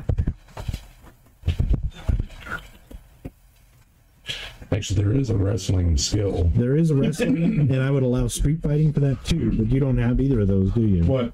Wrestling or street Yes, I fighting? have wrestling. You do? You And do have street wrestling? fighting. Yes. Okay, well, you should use that instead. Okay. I'll Instead wrestle of then. throw. So So what's the wrestling? 34 instead of 67. When you need to. okay. Or, well, 34 is the base of that. Whatever additional. Oh, so wrestling is probably based on, is it dex? Strength. So add those two together. Strength and wrestling. Yep. Yeah. So 42 and 34 is. Down there, math again. 76. Okay. So Roll again. Or, Well, it was 14 is the roll. yeah, I keep that, but so yeah. 14 out of 76. Well, if you're just grabbing him by the throat and picking him up, I'm you're not gonna actually try to lock my hand around. you're his not throat, actually so- doing damage unless you're crushing his throat. Are you Little trying bit. to? A Are little, you trying? A little bit. Okay. So yeah, in that case, what I would Attempting suggest to get him to relent. is just use your damage potential, which is the counting up. So it's 14 to 70. 20, 30, 40, 50, 60. So 7. Okay. And if you're just trying to squeeze a little bit, that's just you picking him up. You're not using your hand to hand to do any more. Right. We're not doing that. Wrestling. Seven. 7. Okay. So you pick him up and lock your hand and pick him up. It doesn't do any damage to him. But you do pick him up off the ground. He's like, oh, seriously? As a third person joins in. And he looks over, he's like, J-Dog, you're a wuss. So, okay, so you get him up off the ground. When I get him up off the ground, I'm going to act like I'm going to shut down. So like, this is the whole thing. So he's like, oh, shit. Yeah. Fuck. Okay. All right. So goes back to you. Well, the werewolf. The vampire girl. Oh yeah. They all go before I do. Yeah, the vampire girl is going to try to attack. She's gonna do her dex. Nope, forget it. Okay, so the third turn. Now she can roll against Fitness. Okay. no effect. I mean, she's still doing. A 12. She made it. She made it. Yeah. Okay, well, she would have taken 2d10 damage, Oh God. Okay. but she's since she failed her dex, she's dropped to the ground, still thrashing and spinning about in powerful convulsions, but she didn't actually hurt herself Good. this time. She's still out of the Yeah. battle. Okay. All right. So So she's got a seizure on the floor. okay. So she does that. All right. So circles around, but One werewolf. yeah. So here's what's going to happen with these guys. I'll tell you this. That way, if you want to drop out around, you're more than welcome to. Zeech is hanging there, and he's like, "Look, man, this is really ain't even my fight. I don't really care. He's a pussy, so whatever. I'm done. That's the white talking. And he just kind of waits to see what's going on. He went, "Brr." Yeah. The guy over by you, you're like, play dead. He just looks over, he's like, sees everybody out. Oh. And falls over and just kind of like, yeah, I'm dead. So basically, the last two give up. The vampire chick, the third round, it just ends, right? Yeah. So after she, she's no longer affected. and she basically will finish off her seizure and kind of get up, look at Gideon, pull her skirt back down, look at him, kind of shake her head, look around, be like, put her hands up. Now, Put your hands up. I will kind of stare down at her as she's kind of re-ruffling herself or whatever. I think it would change his attitude, and you might be able to come to the light side. You can dance in the sun. she just looks at you and like, right, maybe. Kind of looks at Gideon. He's like, help you up. She bats his hand out of the way. Screw you. He's like, okay. Well, that was the idea. Yeah, right. So basically, unless you guys do anything else, these three are kind of surrendering. So Shiro starts turning around and then heading down towards the werewolf guy. Like he's gonna grab him. The lycanthrope one? Yep. Okay. That said, oh, I'm done. Oh, the guy you were facing. The one that said he's done. Yeah. Okay. Do you stop him at all? No, I'm probably just walking away from him once he dropped to the ground. Okay. I'm gonna grab him and start pulling him back up to the top. Okay. He's doing that kind of halfway crawling, so you're not. Yeah, I'll just wait. He's kind of okay. So you're gonna drag him back up to the top. Well, wherever it's at, that's a Okay. lot. It's harness. Take All right. walking the girl. Okay.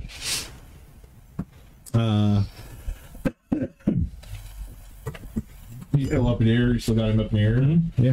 Okay. Gideon looks around, looks at Adam Noir, and he's like, "So, did we win or what?" I'd probably look up at what's his name? Adam Noir. Adam. Yeah, he kind of looks and he does the, and you hear everybody start clapping and applauding and cheering, and he kind of does that and stands up slowly, and then just kind of, and everybody just stops. And he's like, "Well done." He looks over at J-Dog and he's like, "You're not joining my team. Guarantee you that. Get rid of him." And they basically start dragging, Well, they like, can't. well, the ones that are dead, they pick them up. Or the ones that are out, they just pick them up, and you see them drag them over past where the crowd is. And there's like a trap door that they open up. And they drop them, and you hear splash into the river or the lake. He's blop, blop, blop, all the bodies. The guy that you drug up. Well, I turn to him and basically stand off. Like, if he wishes to fight and have an honorable end, Yeah. I'm allowing him. And he's like, "Oh man, I give up, dude." I just turn his back to him. Yeah. Walk away. One of the guys is like, "No man, I give up." One of the big, probably another werewolf who was with Adam Noir, kind of grabs him, puts his hand on his shoulder. "Come on." "What? You're going for a swim." Walks him over, shoves him down the little splooge. A couple of the guys come over to get Zeech, and they're like, "Adam, I don't know how to get him out of that." And Adam's like, "Get a chainsaw, cut the hand off." Fling, bro. As you fling him, he like shifts to human, notices he's in the air, shifts back to Krynos, hits the I thought ground. I had the white. Yeah, the right. Oh, you had the white. Yeah. Sorry, yeah. So you throw him. I had the white away. Oh. Yeah. As you throw him, you hear him like, "Son of a bitch!" Hit a bunch of tables. Well, no, I'm trying to hit him. I'm trying to aim through a hole. We're dumping people in. He has throw. Roll your throw. Okay. Not that dice. Yeah. What is your throw? My throw is 45. Okay, add plus 10 to your roll. 6. Okay, so that works. All right, so you basically, bling! He basically goes through the air. You son of a bitch! I'm gonna do that. I'm gonna come back alive. Look at him do a complete torso spin and then throw him like Okay, yeah. like an Olympic. Okay, like a shot put. Yeah. So you basically you did the dressing move too, like, as a matter of fact, you make it a point to bounce him off the edge, so he just and then he lands on it. And yeah, the female vampire, they're like, she's like, got it, and she just runs over and jumps in the lake. Don't even do it. No. Yeah, Gideon's like change the water. Adam looks at you and he's like, are you gonna maneuver him over there or should we take him? Mechanics question. It doesn't specifically say that I can end it whenever I want to, but are you gonna run Yes. it? Yeah. Okay. Because otherwise, you mean I gotta sit there with that guy here for half an hour? So, Yeah, so you can just end I it. snap my fingers. The Iron Maiden grabber force field thing dissipates, and I just kind of look at it and said, "Well, fine."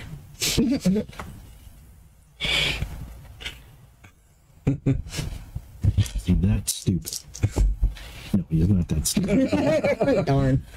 Fine. He walks past you, scoops up his J-Dog plate, like, take my plate. Actually, if he's doing that, Yeah. I want to use my telekinesis to pull the plate out of his hand. Trophy. Take my plate.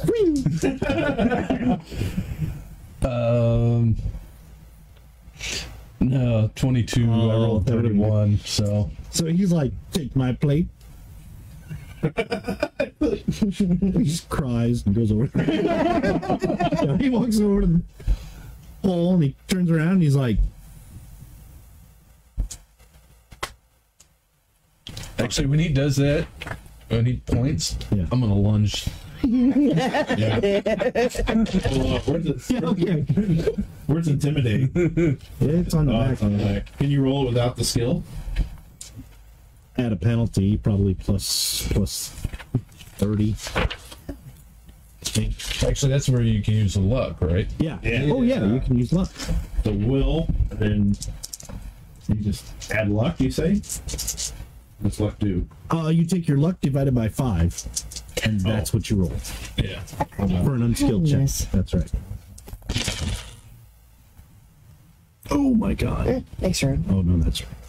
Well, And then if I'm rolling it, what's the penalty? This one's from a will. If it's my will, I do have it. it's my Well, no, that's the penalty. Is didn't it's realize luck I had divided by 5. Oh, yeah, And it's actually, like, that's what you have in. I didn't know that. do it. Okay. Did you roll your, or do you? Are you? I don't have intimidation. No, but I do.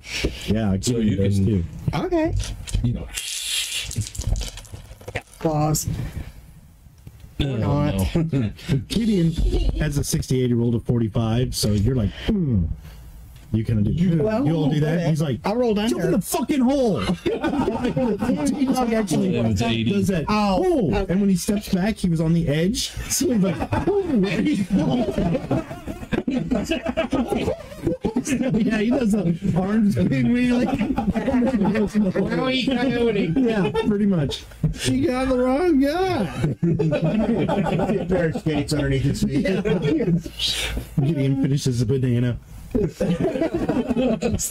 Yeah, J-Dog basically and falls in the hole, and there's a huge amount of laughter, and then basically Adam is like, all right, okay, that's settled, well done, very well done, all right, party's on. Everybody kind of loses interest in whatever's going on. They kind of go back. He's like, motions, you guys come on up. So you can walk back up to the head of the table. A lot of his, and he kind of does this, and you see most of the people at the table kind of get up and kind of go out to like mingle on the dance floor. People are pushing the chairs back, so they kind of help with that. And so the table has like 8 spots, maybe 10, and they all leave when he snaps. And he just kind of motions if you want to sit, you can. I'll sit down.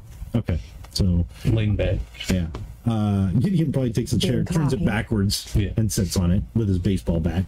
Anybody else? Everybody sit? I'll take a seat here. Okay. Yeah. Oh, All right. I'll stand. Okay. And when you take a seat, he pretty much motions to his right hand side, like the chair there, so he can talk. Because you seem to be the one that was asking the questions.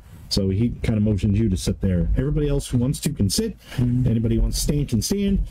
I have my chair turned backwards. Yeah. Saying that. So you and Gideon both do the same thing. And when you sit down, he's like, I'm just going to stand All on right. this wall, filing my claws. and did you introduce yourself to him? I think Yeah, I did. Yeah. he's like, all right, Mr. Desari. So what can I do to help?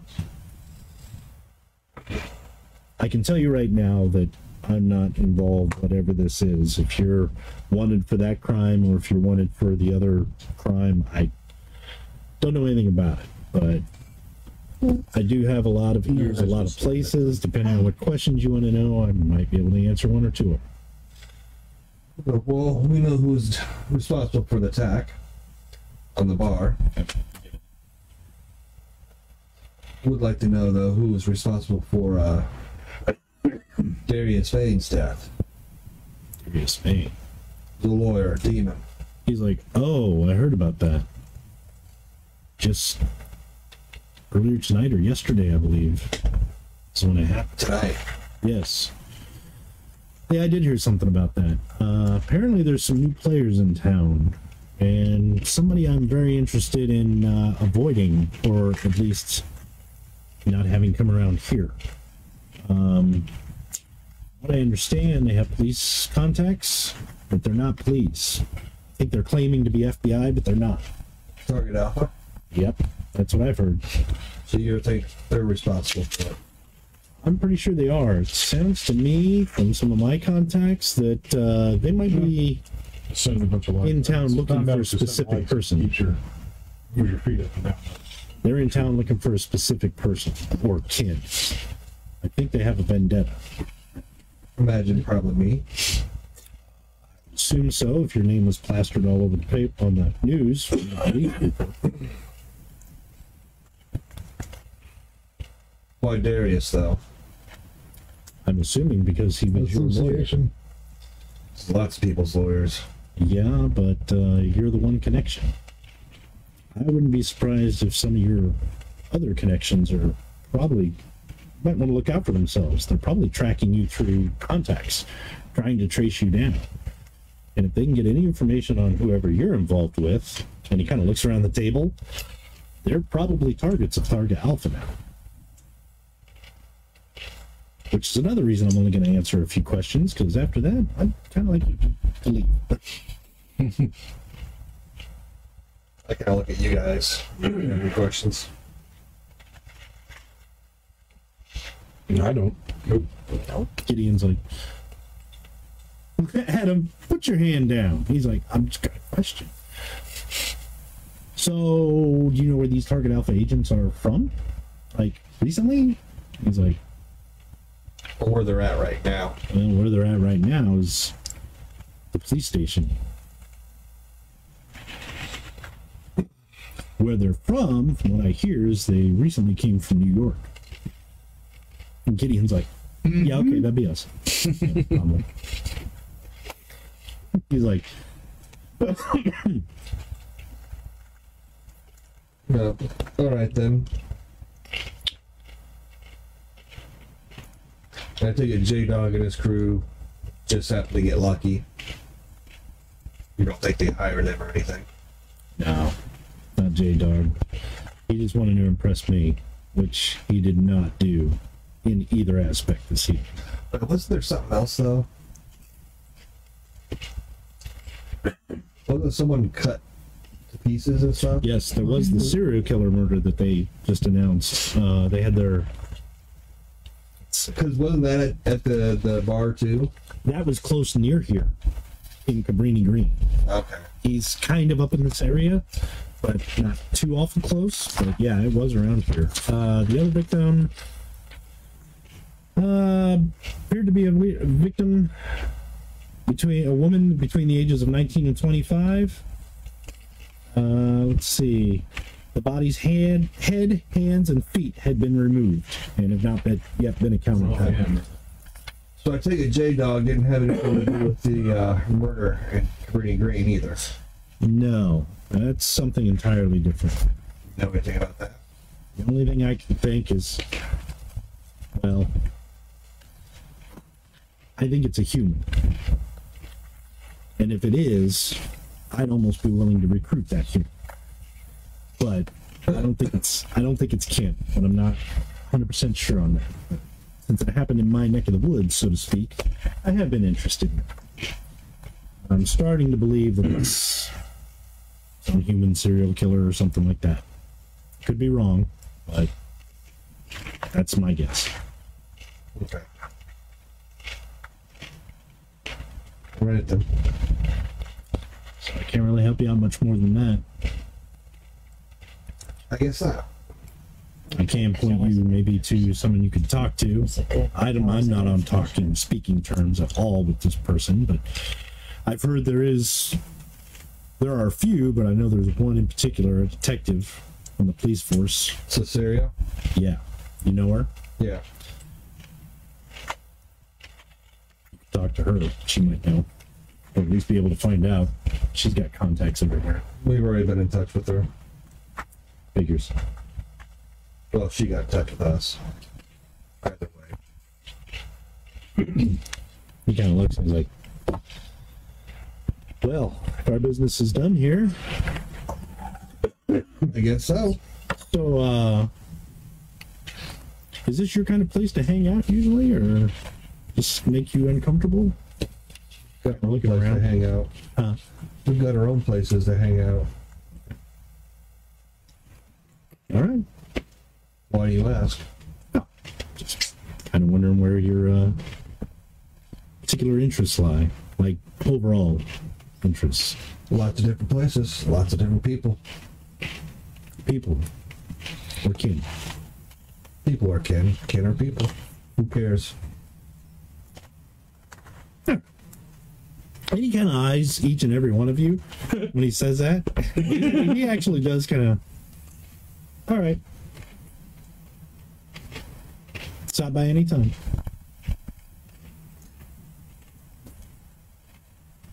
I get up and just smile. And, Okay. Yeah. let's go. Yeah. Unless anybody wants to shake his hand, he's like, Nah. no. So, Yeah, I will bow. you know, Take my hat. he stays seated, but he does do the kind of bow to you. You tip your hat. He just kind of nods, but he lets you go. And as you guys kind of leave, his coterie comes back, and they'll sit down, his cadre of people. And you notice Duet is like on your way out. She's kind of over at the edge, like down that hallway you came in. She's at that doorway, just kind of leaning there, watching. Okay. So as you walk up, she just kind of waits to see if you're going to say anything, but she's kind of watching you guys come up toward her. Okay. I will go over towards her at least. Okay. And if we probably don't have a business card or anything, but Yeah. I'd tell her once again, if you're interested in performing at whatever the name of that bar is that we just inherited, Oh, the musical vein? the Musical Vein, stop on by. I might do that.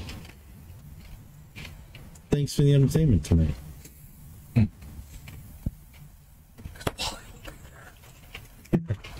Oh, really? I'd like to break him in half. In a good way. She kind of smiles. She says, you know, I understand Cicero has a major contact that you might be interested in. And she's probably already talked to him. And she kind of lowers her voice. She says, she has a contact who might know more about this than anybody else. Well, you'll probably have to get hold of her before you talk to him.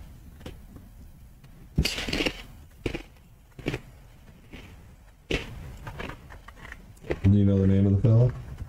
No, but I do know he's her herd, older, retired alpha. Human? Mm-hmm. Human? Yeah. Oh. That's why I don't talk to him, but he works at a soup kitchen somewhere, but I don't know where. Cicero would. Why would he be friendly with Cicero? Something about in their past. They helped each other out. He converted? Not really. I don't know the whole story, All right. but I do find it interesting.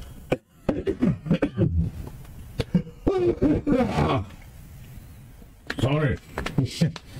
As far as your offer, I'll be in touch. I might take you up on that. If you're still around in a month. Yeah, if you're still alive. No, it's not the first time they tried kicking me out of the city.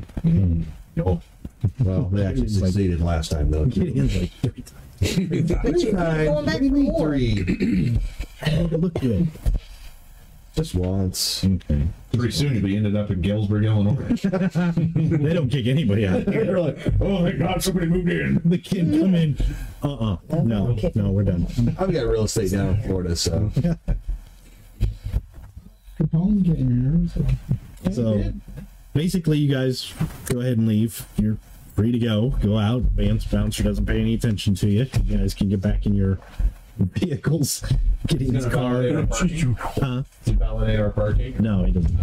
Our car went inside. He's a werewolf. He beat on your tire to make sure nobody stole your car. I pissed on it. Rob's like, I hate that dude. I gotta watch it. Hey, Stu, make me a sandwich. I own you. The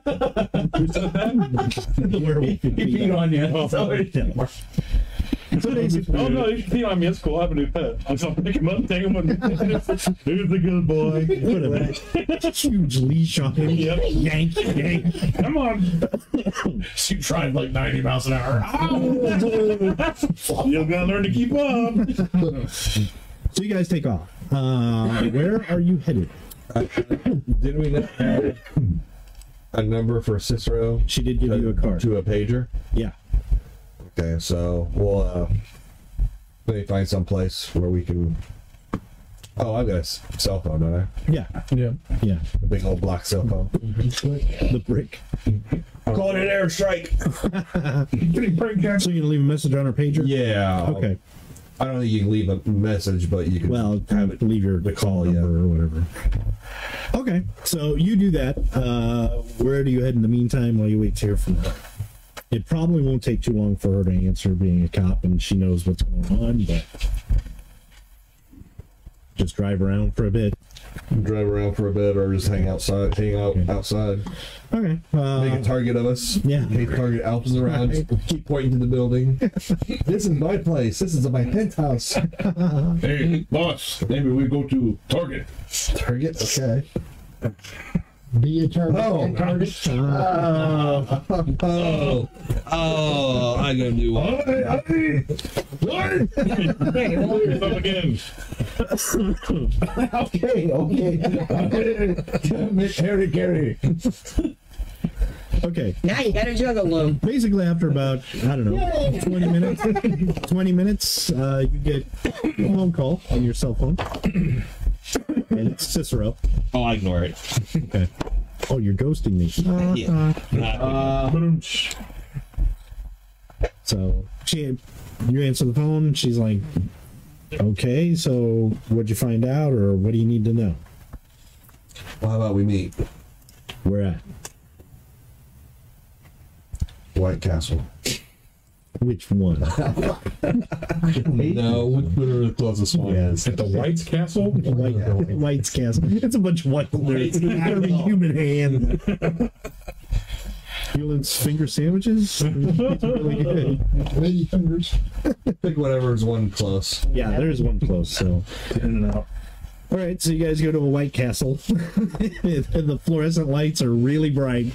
Everything's white, dingy. It's a Chicago White Castle. It smells like grease and cheese. You guys walk in, it's like, oh, you know, fluorescent lights make everybody look horrible. You guys look normal. Well, it's like, there's a couple patrons in there. One is probably a guy who's cut 2 sliders in front of him on a plate, but he's asleep, and there's like a bottle of beer next to him that's mostly gone. So he's just a drunk sleeping it off. Probably ordered his food and then passed out.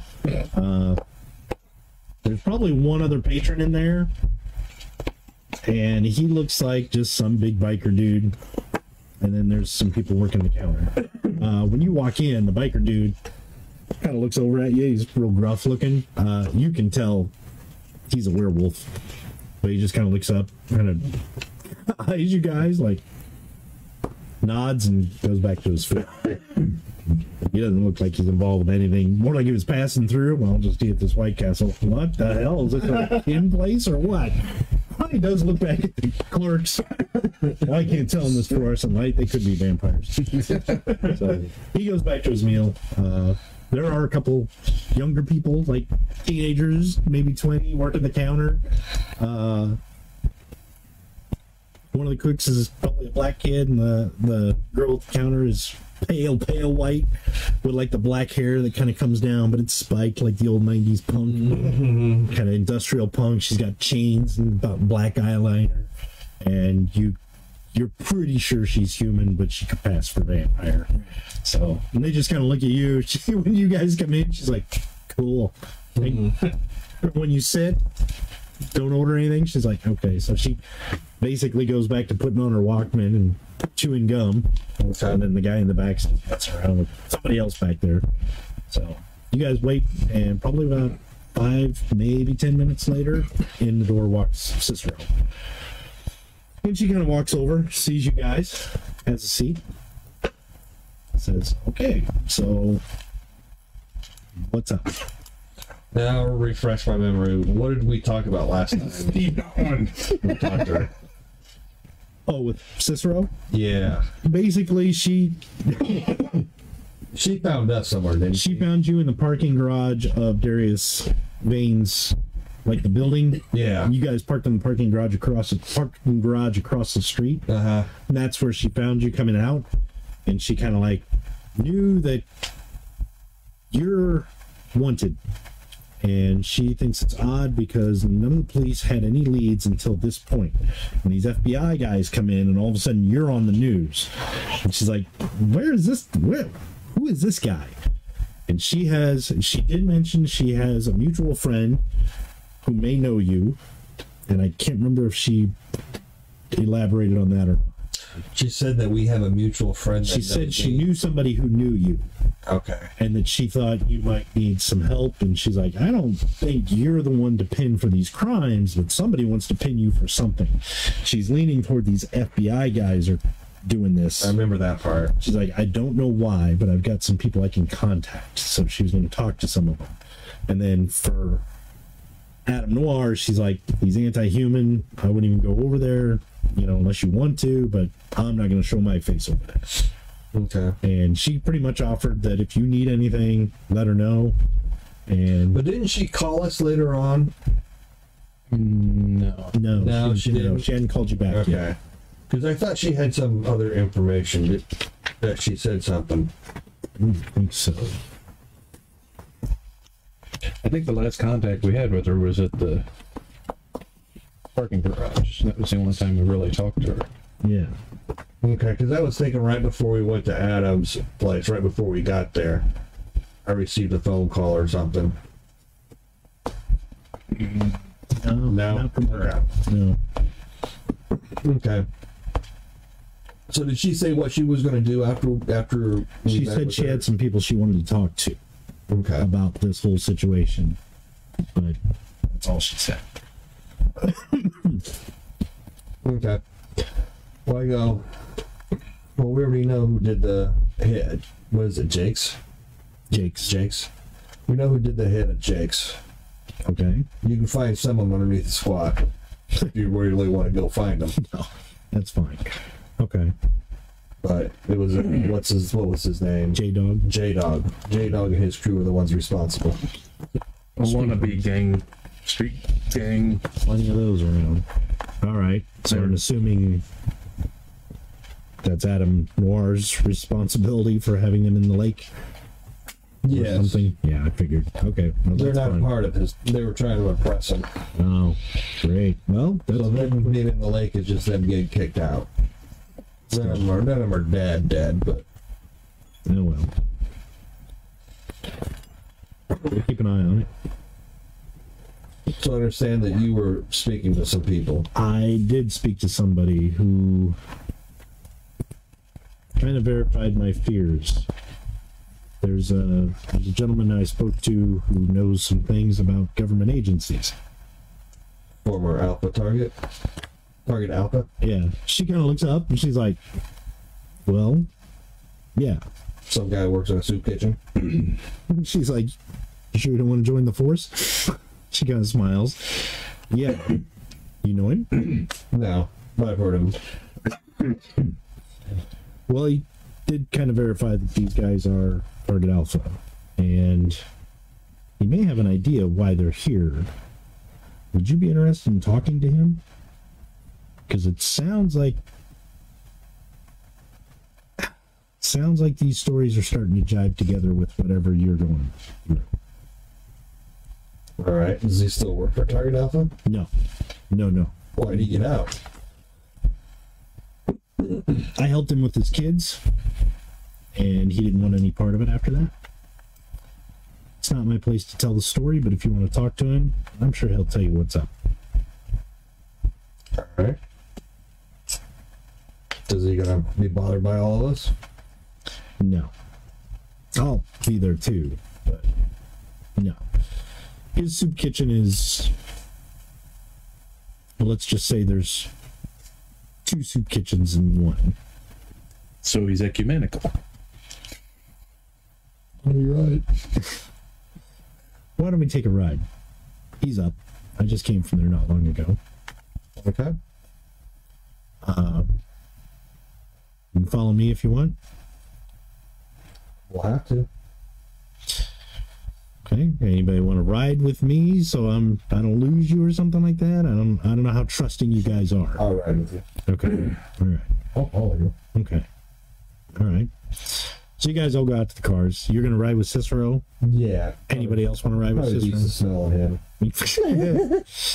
Or Gideon's car, which smells like probably an old hamburger. Yeah. Okay, yeah. She's I'll ride with her too. Okay, so some of you can get into Cicero's car. It's like an unmarked sedan kind of car, like a Crown Vic, you know. Gideon's got his old Dodge Diplomat, and then there's Stude. So you guys pile in the cars, and she's basically going to drive you to another section of town, probably on the west side. It's a little rundown, like the northwest side. It's a little rundown area, but it's not the slums by any means, but it is kind of low income housing, low rent, blue collar kind of place. As you guys kind of pull up to this brownstone, there's like all apartment buildings and markets and stuff closed for the night. There is one old building, looks like it used to be maybe a restaurant or something. That's like the windows are kind of dirty and grimy. It looks like it's been converted to, it doesn't have anything fancy on it, and it just says all welcome on the windows. Like somebody wrote a sign and put it in the window. And as you guys look in, it's kind of dark in there, but it looks like one of your random soup kitchens. And as you guys come in, get out of the cars and go up to the door, it says closed. And she walks up, and, well, actually, as you were driving, she probably gets her cell phone out, makes a call, and says, hey, I've got those people coming to meet you. Is that okay? Okay, we'll be there in 10 minutes. 20 minutes, probably, Chicago. So when you guys get there, there's a gentleman at the door, older guy. He opens the door. It's an older black gentleman, and he kind of like, come on in to the back. As you walk in, it looks like a soup kitchen. It's got like the cafeteria tables that look more like picnic tables. Nothing fancy. All the stuff is off. There's not a lot going on. You can smell like food or something cooking in the back, but it looks like it's a lot of the stuff is on warm for like the next day or something. Kind of takes you to the back, and as you go through the door, goes down some stairs, and there's another setup like that. And as you come down there, it's empty, but you do notice there's like big refrigerators, like the industrial strength silver refrigerators. And he's like, well, if you need anything, see what's in there if you want. He kind of opens one up, and there are blood bags in there, like bags of plasma and stuff like that. There's actually raw meat, that kind of thing in the freezers. And there's microwaves around. He's like, help yourself if you need anything. Some of you I can't really serve. Really nice of you. Well, yeah, I guess so. I'm trying to understand. It's getting easier every year. And he's like, have a seat. You must be Adrian. I saw you on the news tonight. Yep, that's me. Cicero tells me you're not the one that's actually responsible for that stuff. Sounds like somebody's after you. He kind of has you guys have a seat, and he said, "My name's Sam Nelson," and he looks like he's about 59 years old, maybe in his late 50s, early 60s. Salt and pepper hair, kind of a mustache that's gone gray. African American, kind of stocky. I picture Ernie Hudson as he is now. Just imagine that. Yeah. So somebody like that, real friendly. He kind of like has a seat. He's like, as you probably understand by now, I used to be Target Alpha. Curiously, yes. Yeah. Not with him anymore though. Personal reasons. Did he get the pension? Didn't want the pension. He's like, Cicero helped me out in a bit of a spot with my daughter and her boyfriend. That kid? The boyfriend was before I realized what was going on. He says, I lost my wife about 20 years ago. Natural causes. Nothing natural causes. Working for the government, got hired into Target Alpha, found out what was going on, found out that stuff was real, thought I was doing a good deed for humanity. Did my job without asking questions, did my job just fine. My wife passed away, raised my daughter the best I could. She's 28 now, been happily married for 7 years. They have a 5-year-old daughter, which I love that kid. I don't care. I love that kid. My daughter introduced me to her boyfriend early on. I thought he was a nice guy. In fact, I thought he was a great guy. Thought he was a perfect match for my daughter. Treated her right, treated her nice, treated me respectfully. Seemed like a up and up fella. So I gave him my blessing. Then they were caught in a crossfire between two gangs. Got shot. Found out. Shot up pretty bad. In fact, my daughter wasn't going to make it. She was dying there, bleeding in the street. And her boyfriend passed on his gift. Lycanthropy. To save her life. Well, I didn't know it at the time. They still came around. I got to give them credit. They really kept I didn't feel like I was a very good Target Alpha agent. Let's say that. When I didn't even realize my daughter and her fiance were lycanthropes. I guess I didn't want to see it. When I realized what had happened, I got out. I couldn't hunt my own daughter. And after I had seen them for 5 years this way, I started to realize not all of you are monsters. So, got out, asked for some help. Looked around, some of my contacts from Target Alpha. Started looking into the contacts that I could make with him. Eventually led me to Detective Cicero. She helped me relocate my daughter and her family before Target Alpha tracked him down. Got a lot of the stuff out of the grid myself before I left, and I quit. Took my retirement, said I'm done. They still ask me questions, still use me as contacts. I don't always give them the right information now. And after I spent more time with my daughter's family and their friends, I came to the realization that, yeah, some of the kin are pretty bad, but not all of them are. So I'm willing to help. Detective Cicero seems to vouch for you, says you aren't, well, let's just say you might not be exactly bad, but you're not exactly an angel, which I understand, and I respect. But it sounds like you're having a problem, and I think I know who's causing it for you. She told me about these fellows at the police department saying they're FBI. They're not. Target Alpha. That's exactly who they are. Do you know them? I know of them, yeah. I have their names written down here on my sheet somewhere. Shepard. Guy's name is Shepard. That's all he goes by. I don't really know if that's his last name or his first name, but everybody calls him Shepard. Him and his team. He's got a team. So they were in New York? Yeah.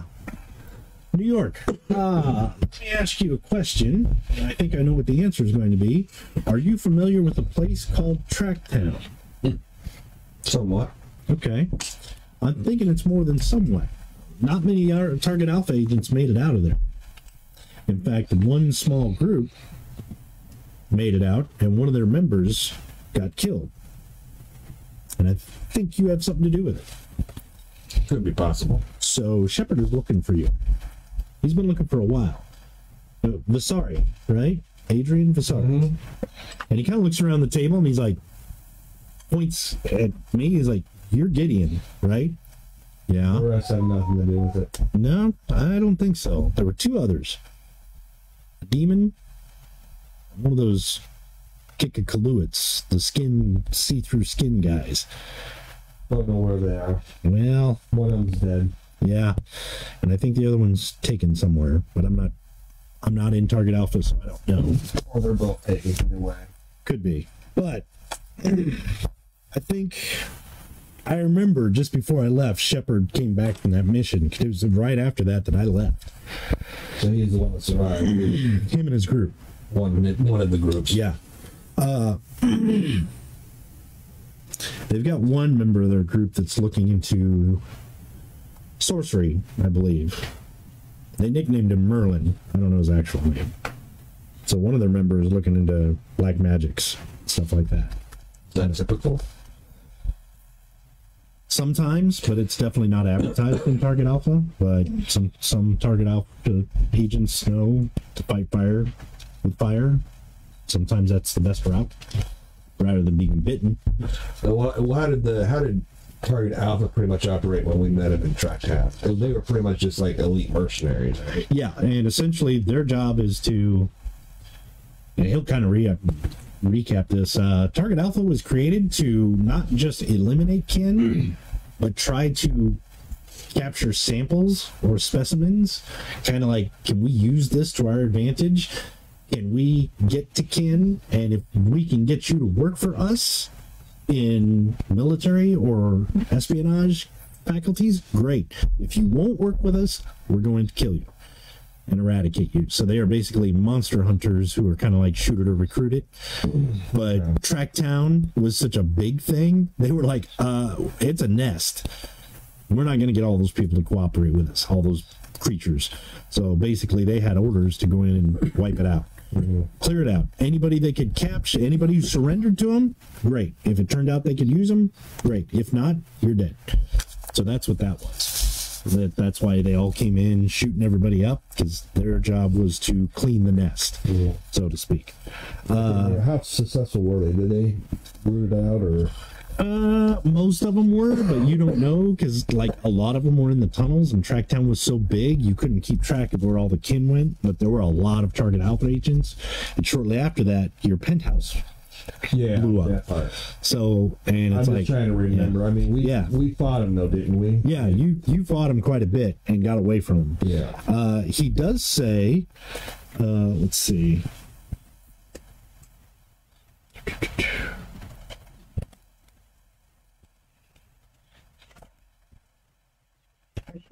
Yeah, he does say the thing that spurred, that like broke Shepard, his son, Eddie, was actually with him, and he was part of the squad that was killed in a hallway, like a staircase, and it was reported that a Kikakaluit and a White and a vampire and a demon were the ones who took that group out. Does it sound familiar? Yes, because you guys were on that stair hallway, and basically you guys tore apart those guys. One of them threw a grenade. Somebody threw a grenade down the stairs. Gideon caught it and threw it back, blew it up, and one of the helmets came, thum, thum, thum, thum, thum, and it was like crackling. Eddie, come in. Are you there? And Eddie picked it up. Yeah. Okay. Everything clear there? Yeah. Okay. Good. Keep going. He's like, okay. Took it off, and they were all like, yeah. That was Shepard's son. And he was like, he recorded the voice, and he's like, who is this? And when they captured Eddie, apparently, he recognized the voice. So he probably questioned Eddie and Ice Pick. Who were you working? Who was in the penthouse? Probably gave him up. And he wouldn't have given us up. No, but Ice Pick would have. Ice Pick would have. So Ice Pick probably, that was Adrian Bissari. He's a vampire. He's rich. He's our leader because he has a king. Yeah. So basically this Shepard kind of went, you're responsible for my son's death. You and your little buddies. Two of them are out of the picture, but he knew that you and this other White, who went by the alias Gideon, went missing, and he has been tracking you all this time to get revenge on his son's death. Okay. And he's tracked you to Chicago. Took him a while because you were out for a while, but he's been tracking you ever since. And Nelson says that basically he had heard the grapevine of some of the old Target Alpha agents. He was in Chicago looking for you, and he had tracked your dealings to a Darius Bane, who was very connected to you, and he apparently went up there to find out where you were. He's guessing that Darius didn't cooperate, and Target Alpha took him out, killed him, the final death. And now he's in Chicago looking for you. Between him and Cicero, he's like, Shepard probably put that out there to weed you out. Mm-hmm. So he's like, so Shepard and his gang, heard some bad stories about him. Merlin not only is practicing sorcery, they have another one named Doc, who's been taking samples from some of your kin, distilling it down as a drug that they use to gain some of your powers in their fight against evil. Now, the Target Alpha superiors, as far as I can tell, don't know anything about that. And if they did, they've gone rogue. But I can't really say anything because I don't want to give too much away. I'm retired after all. If I get involved too deep, they're going to start asking questions about me, and I don't want my family in danger. But I used to be Target Alpha, and even I know that's bad news. And that's dangerous. Has Shepard been in contact with you? No, I don't think he knows I'm here. He's too single-minded, too focused. I looked over to Cicero. So has he been in contact with you, though, right? Not directly. He spoke to all the detectives involved in these two cases. I'm one of the ones in investigating the brutal murders, but I haven't spoke to him one-on-one. It was more of a squad room pep talk. But they stay in touch with the detectives that are investigating Jake's then, right? Probably, if he does. I think he's actually not even in the office right now. As soon as they put out that bulletin, him and his men said they were going to go on some sort of reconnaissance mission, like a stakeout or something. So they're probably prowling the city waiting for you to show up. But I also know that they do have a squad room in the police precinct. But I know they have a safe house somewhere else, but I don't know where. I kind of look back over to Nelson. Do you know if these other two friends of ours, are they still captives? That I don't know. I could do some digging. I'll make it worth your while if you do find out. Well, let me find out first. That's usually how it works. Well, yeah, but I don't know if I need your... We'll see. He's like, I'll look into it for you. Not guarantee I'll get a lot of answers, but I do have some pull with the target alpha still, so I'll find out. I'll contact you through Cicero. Yeah. Okay. He's like, well, good luck with target alpha. They're tough, but if you got away from them once, Shepard's so blinded by revenge, you might be able to use that stuff to your advantage. I don't know. Sure, we'll be able to manage. Just watch out for Merlin and Doc. Merlin is, like I said, I don't know how far he is, but I know he was studying the black arts, the sorcery. And Doc has that serum that I think he's been given his men. So they probably have enhanced strength and stuff, but I don't know what it's doing to their minds. I really don't know what's going on there. Well, we've got our own wizard. He's usually asleep, but we've got one. He needs his rest. You've got a Wally. So, I kind of nod at him and kind of motion for Cicero. Okay. So he's like, well, now that you know where I am, I'd appreciate it if you kept it a secret, at least down here. So, is this like a soup kitchen? Well, yeah, the soup kitchen upstairs is for any kind of humanity. I'm sorry, I can't say hurt. This one now, was this for paying customers, or? No, this is for... Look, I know there's factions. The pro-human, those seem to be okay. Generally, they are. The anti-human, not so much, obviously. Any pro-human kin who seem to be down on their luck or hunted or need a place to stay that's quiet till they pass through or something, they usually come through here. They help me out a lot. I help them out. I'd probably ask him, what's the disease called? Oh, the rot. The rot. You know how to look for the rot? I know the symptoms. Yeah. If you find anybody, you can refer them to Doc. What's his name? He actually says Vesuvius? Yes. Oh, I've heard of him. Yeah. Is he still working on that? Yes. Hey. As well as associate now. I've kind of put it over to him about. Oh. Yes, not. Well, I've heard good and unusual things about Dr. Vesuvius, so... Well, it's usually a good idea if you spot someone, head them over this way. Sounds to good. us, Okay. so we can treat them. Well, I will do that. If you vouch for him, that's good enough for me. And he kind of looks at Cicero, and she's like, yeah. All right. I can do that. Go ahead.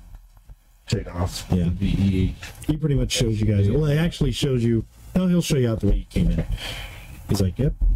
And he sees you to the door. He's like, look, good luck. These target alpha agents, I know they're highly trained, but like I said, I don't know how stable they are. So, but you've got a pretty good group here. I don't know. If these agents go down, do you think they'll send more? No. From what I understand, Shepard's on the verge of going rogue already. I don't think anybody... From what I've talked to with my target alpha resources, most of them don't even know where he is. Last they knew, he was taking some sort of undercover assignment for reconnaissance. I don't even know if most of target alpha knows where he is. I think he's doing this on his own.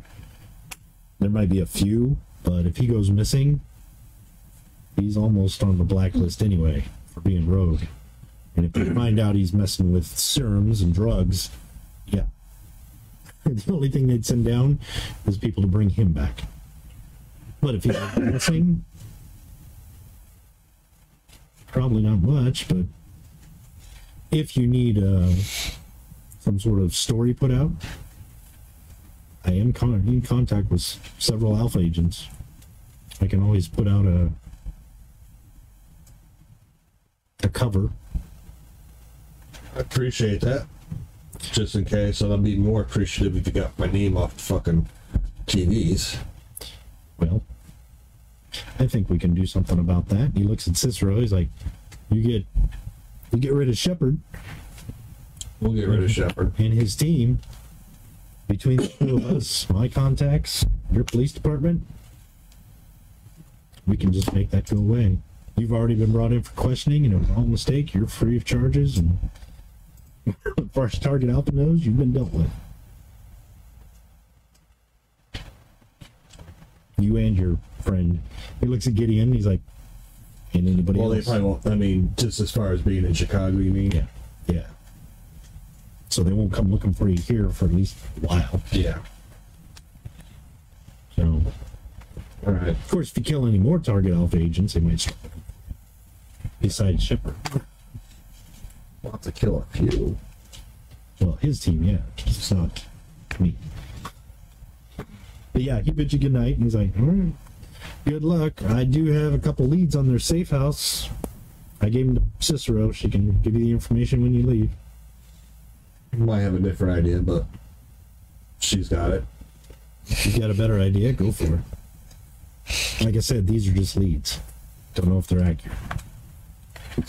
So you guys leave the soup kitchen, step out on the street. Cicero's like, yeah, there's 16 Target Alpha agents. "Hey, you Adrian Vasari?" Cicero's like, "Well, he gave me a couple leads. I don't know where. I'm not sure if these are accurate, but what is your plan?" Find a place that we can ambush them. He's waiting for us to come out, but if he hears about us being somewhere, surely he'll take the bait. It's true. All we gotta do is not Shirley. Huh? I said, no, that's Cicero, not Shirley. Don't call me Shirley. But if we can pass off the information to the detectives that they've been getting information from, sooner or later it's going to come down. It's true. I imagine probably even sooner, because they're going to be wanting to hear any news, anything they pick up right away. Yep. We just got to find a place that will be good to lead them into. Well, if we find a place, I can put them on the right track. Sure. And we'll stop there for them. Okay. Thank you. Thank you. Glad you guys like that. So next time we sit together, if you guys want to talk about it over the game chat, we'll come up with a plan, and with any luck, we should be able to finish this next session if we get a good session in. Okay, cool. So you lead your ambush and have it happen, and hopefully that'll be it. Unless something goes foobar and you kill the president. Oh, next week, I will bring my computer. I completely forgot this week. Oh, that's okay. And then I can stream straight to YouTube. Oh, okay. Cool. Figured out a way to do it. So yeah, if everybody think they're available next week? Yep. All right. See you all next Tuesday. All right, thank you guys for watching. Thank you for tuning in. Have a great one. Thank you.